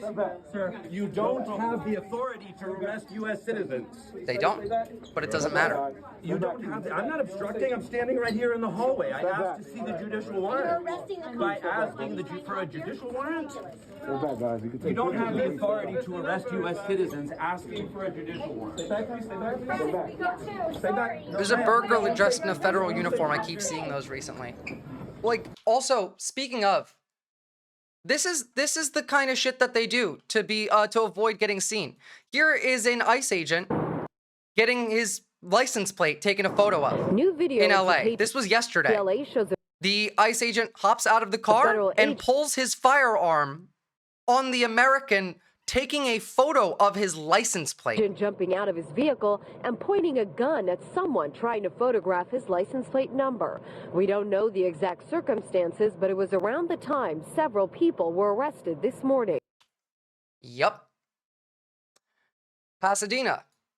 Video shows plainclothes agent jumping out of his vehicle, drawing his weapon on a person taking a picture. Masked plainclothes agents wearing bulletproof vests were also seen questioning men on a park bench, arresting them along with other day laborers. They are put on marked vans and taken away. Like, this is illegal shit. And again, this is how, like, Fox talks about the mayor, like the mayoral candidate that they arrested for asking for a warrant, for doing his responsibility to make sure the government's doing their job and following the law. Brian, if you lay hands on a law enforcement officer... Excuse me, really quickly. This is how they slammed his face into the wall. This is a mayoral candidate who has not committed a crime. Brian, if you lay hands on a law enforcement officer or impede their enforcement actions, you will be arrested just as we saw here. But Brian, even more... Excuse me, how did he impede their enforcement by asking for a warrant? And also, he didn't put any hands on them. More than that, we're seeing an epidemic of Democrat politicians who are seeking higher office, much like the mayor of Newark, who went and crashed Delaney Hall and tried to get into a secure facility. Then earlier this week, we saw Senator Padilla, a sitting U.S. senator, go and crash Secretary Noem's press conference and aggressively approach her. I mean, literally, this is just like, the third just one in a row. filled These guys with want their lies. 15 minutes of fame, and they want to do it off the backs of our ICE law enforcement officers. And they're so happy to lie to you. They hate you. We saw that ICE has no interest in the law. It has no interest in order. It only has an interest in terrorizing people across this country. And we know that today's arrest is but one example of what ICE is doing every single day across this country. If this is what ICE is willing to do to a controller of the city of New York, imagine what they're willing to do to immigrants whose needs you don't have. This used to be a place where, for so many New Yorkers like myself, I went for my interview, my immigration interview. Just a few blocks away is where I got my citizenship. It is now more and more an example of where families are being separated. And what Controller Lander did today is showcase that separation and the fact that the very agents who are enforcing it have no interest in following the laws of this city. No, they don't. They don't. They really don't at all. Shuvapoofer, okay, back. Welcome back. Really glad you're able to stream right now. Me too. Me too. I wish I could keep it going for longer than I will be able to. I'm just trying to find a couple of the sources that I really wanted you all to see. It's been killing me that I haven't been able to stream all week. It's still killing me that I won't be able to stream for a few more days this week. I will definitely be making videos if necessary, if like shit really starts to go down. But I am about to call my ISP after this stream and yell at them again. Where do Fox News get these brainwashed young people to spout the propaganda? Well, oftentimes they're the ones doing the brainwashing, and so like they know exactly where they're putting that messaging out. But it's also not brainwashed young people that spout the propaganda. It's mostly just rich people that spout the propaganda. Homeschooling does help, though, yeah. So you were saying that bombing Iran was not a Trump thing, but a U.S. thing in general. I can believe that. But what are the motives for those other than Trump? Well, it's money, Shuvapoofer. It's always been money. It's the same reason for like us invading Iraq, for example. It's the military-industrial complex, and war like that makes them money. It's kind of their whole business model. It's the same reason we invaded Iraq. We lied about why we invaded Iraq because we wanted to go to war. Now, Afghanistan, sure, we could have done that one, but we wanted to do Iraq before even 9/11. And so we just did Iraq anyway. And we wanted to do Iran well before, this year. We wanted to do Iran since we were still in Iraq and Afghanistan. We wanted to do Iran. And so this has been a long-term buildup by the MIC because this reduces like Russia's power, which we know that like the MIC does not want Russia to continue to get powerful, but does still want Russia to be enough of a threat that Europe will spend money and, make money for the MIC. Fuck out of here with that shit. Can someone ban that one? I only managed to mute that one. We're not doing Nazi messaging in this chat ever. If we drop 12 of those GBUs, I guess that's the pretext to build 12 more to maintain a stockpile. That's quite a manufacturing operation. Yeah, those bombs cost tens of millions of dollars each. Not to mention the 8 B-2s that we flew. It costs it costs more than $1 million for the maintenance on those planes per plane. And not to mention the buildup that we have in the Middle East right now in Saudi Arabia. In fact, let me see if I can pull up an image of the buildup that we have in Saudi Arabia, because it's quite a lot of it.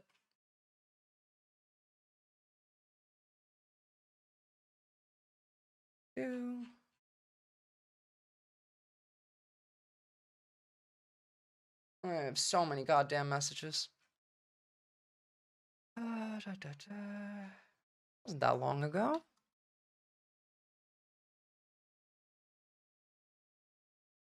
Doesn't matter. Whatever. It's fine. So if that's the motive that's really scary, yeah, it kind of is. That's the thing. That's why I'm more worried here, because it's about money. It's not about ideology. Just warmongering around to maintain economic appearances and political legitimacy. We really are just Russian? Yeah. I mean, if this didn't show that we were Russian, then... Oh, by the way, also, we have a Russian agent in the White House, apparently. I forgot. Sergio Jor, who was the White House personnel director, is actually Sergio, what is his name? Gorkov, a Russian mole. All of this for money, a literal war just for money is crazy. I mean, yes, but it's not the first time we've done that. Google. Over the last 2 weeks in Los Angeles, my hometown, that we've seen masked federal agents in tactical They hate you. It's that simple. Ordered into our communities. We've seen a disturbing pattern of increasingly extreme and cruel immigration enforcement operations targeting non-violent people at places of worship, at schools, in courthouses, and at one point... Oh, by the way, after this senator was arrested illegally, by the way, yesterday, J.D. Vance talked about him, and this is what he said. Now, that was Alex Padilla. Senator Alex Padilla. This is what J.D. Vance said. Democrat lawmakers who keep getting handcuffed. The New York Times just did a story. They keep getting handcuffed, suggesting that the Trump administration is cracking down on Democrats. Can you comment on that? Well, I was hoping Jose Padilla would be here to ask a question. Jose Padilla. That's not racist at all. Let's call the senator whose name is Alex and is of Latin American descent, Jose, for no fucking reason. Do you think they're really totally unafraid of Iran being able to fire nukes? Iran doesn't have any nukes at the time, for the time being. Now, they could definitely build some, but they want Iran to use the nuke, because Iran using a nuke gives us justification to go all out. Like, it's the biblical end of the world shit, you know? That's what would give us the justification for it. We're fighting the axis of evil. Remember when MAGA all got mad about COVID restrictions on the churches? Yeah. Remember how now ICE will just walk into churches and arrest people? Because that does happen now. ICE at Home Depot on Sunset this morning. Sidebar, yesterday I said to a friend from East LA, at some point these mass anonymous ICE agents are going to roll up on the wrong people and get capped. And she said she was told, quote, ICE is purposefully avoiding gang areas for their own safety. That says it all. He said he'd go after criminals.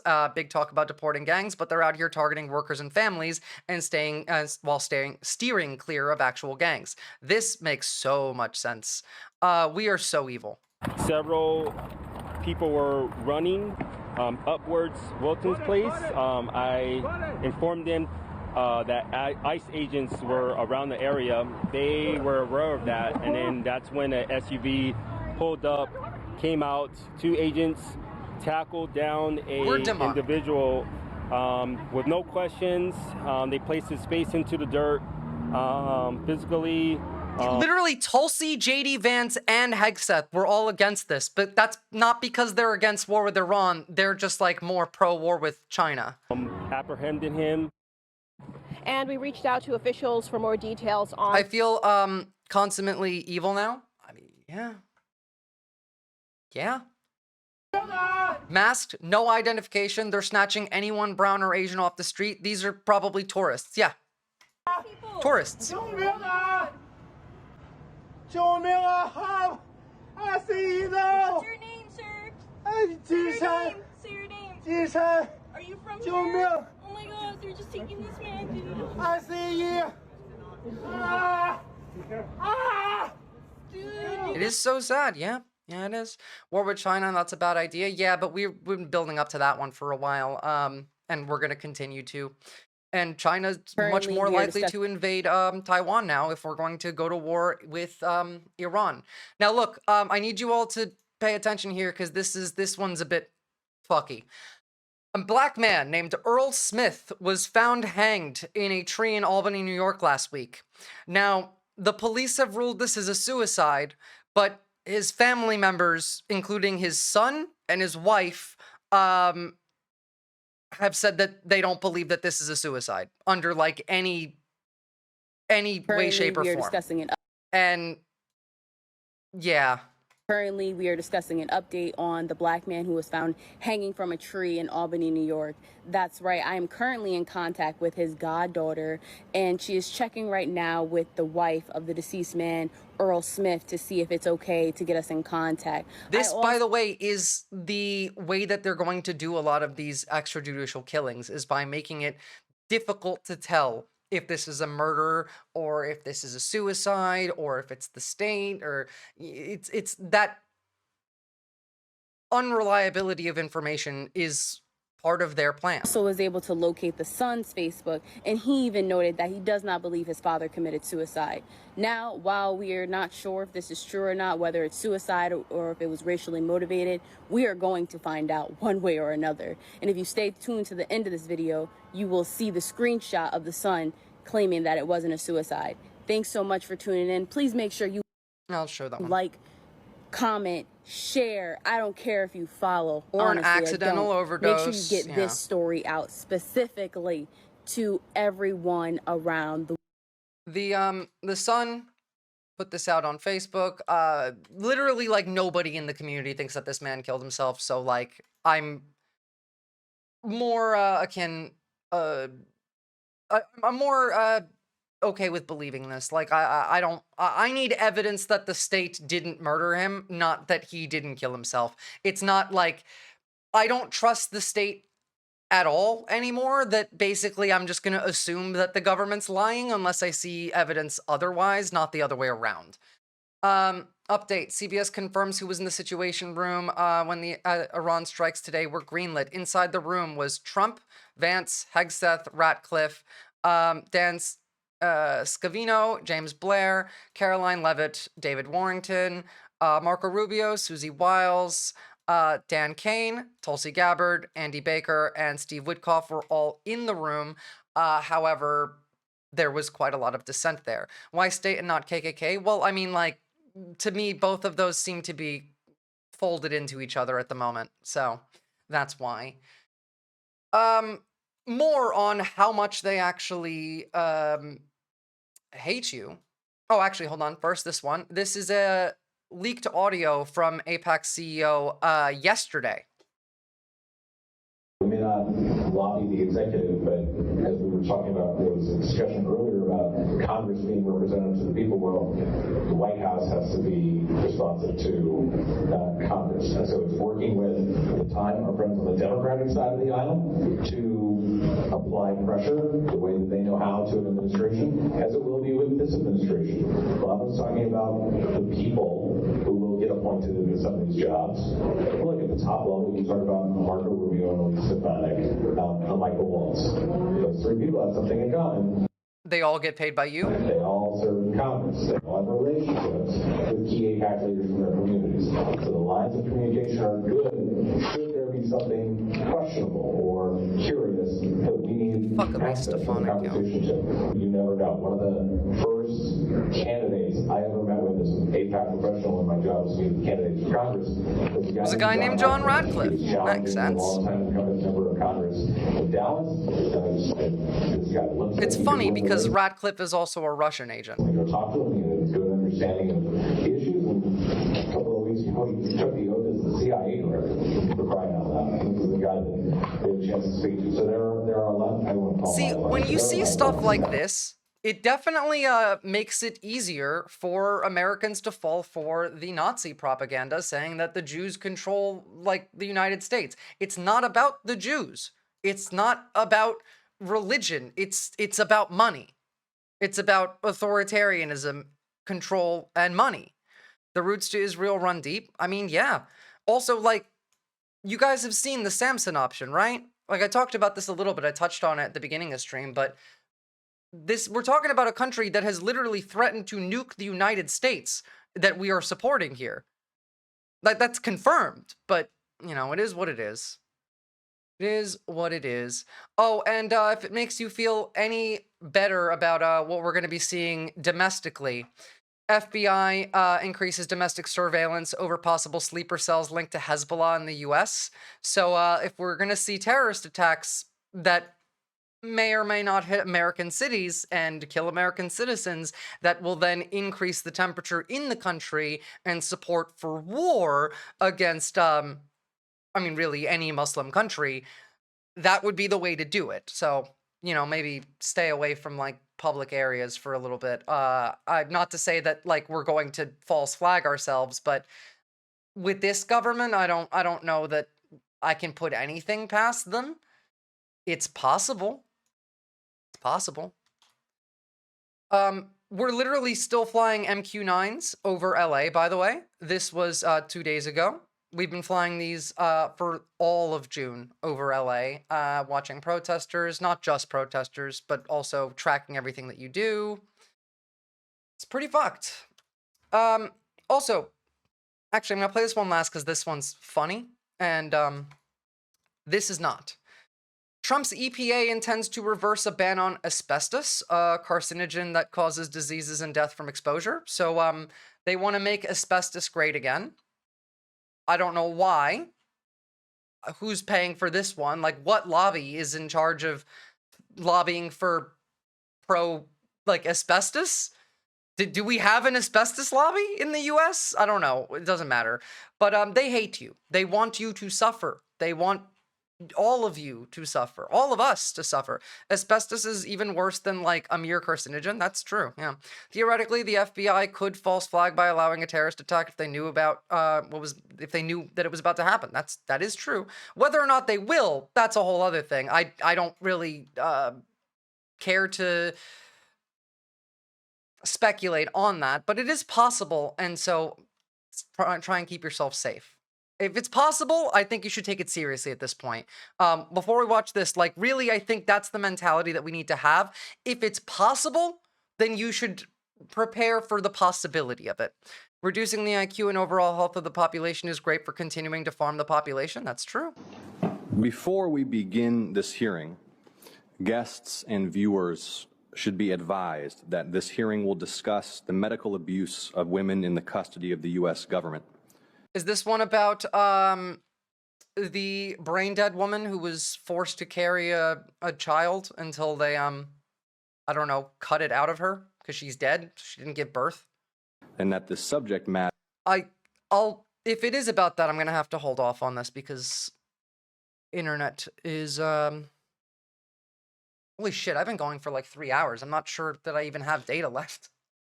I might actually need to end this really quickly because I don't know if I've gone over my mobile data. I'll save this one. We'll watch it next time. Sorry. I will show you this one first because this one's fantastic. Guys, please join the Discord. Go and drop a like and a sub on YouTube. And I will put out videos on any updates that needs to be put out. This was from North Korea, by the way. This was a very funny video of North Korea's state television talking about Trump's military parade, and it's 10 out of 10. The capitalist peaks of America held a gaudy and vainglorious display of their dwindling military might this past weekend. The U.S. have not won a war since the USSR defeated Germany in 1945, and the U.S. celebrated this fact by shining all their best tanks and guns. The inferior leader, pictured here looking old, confused, and tired. The inferior leader, pictured here looking old, confused, and tired. Sat next to an expensive prostitute and a drunk television host. Sat next to an expensive prostitute and a drunk television host. For the duration of the parade. In total, $40 million was spent on the parade by the debt-ridden failed state, shamefully done so at a time of increasing poverty in the country.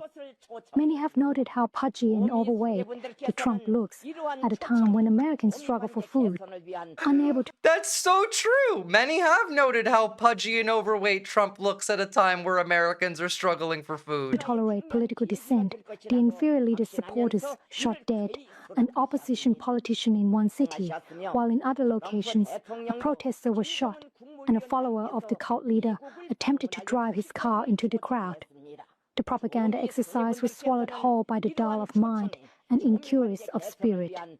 The helpless sheep believe themselves to be the envy of the world, but the world laughs in their faces. True. Straight to the burn unit. Hell yeah. And one more thing I want to show you, just to end this off. This is why I need you to be careful. There's no reason for ICE to be walking around with silenced guns if they don't plan on using them on people they shouldn't be using them on. Please stay safe, everybody. Please find community. Talk to people in your vicinity. Keep each other safe. Form ways to ask for help from your community without calling the police. And yeah, I'll see you guys next time. Some of those guys are more roided out than the military. That's true. Good luck, everybody. I'll see you when I can. Bye-bye.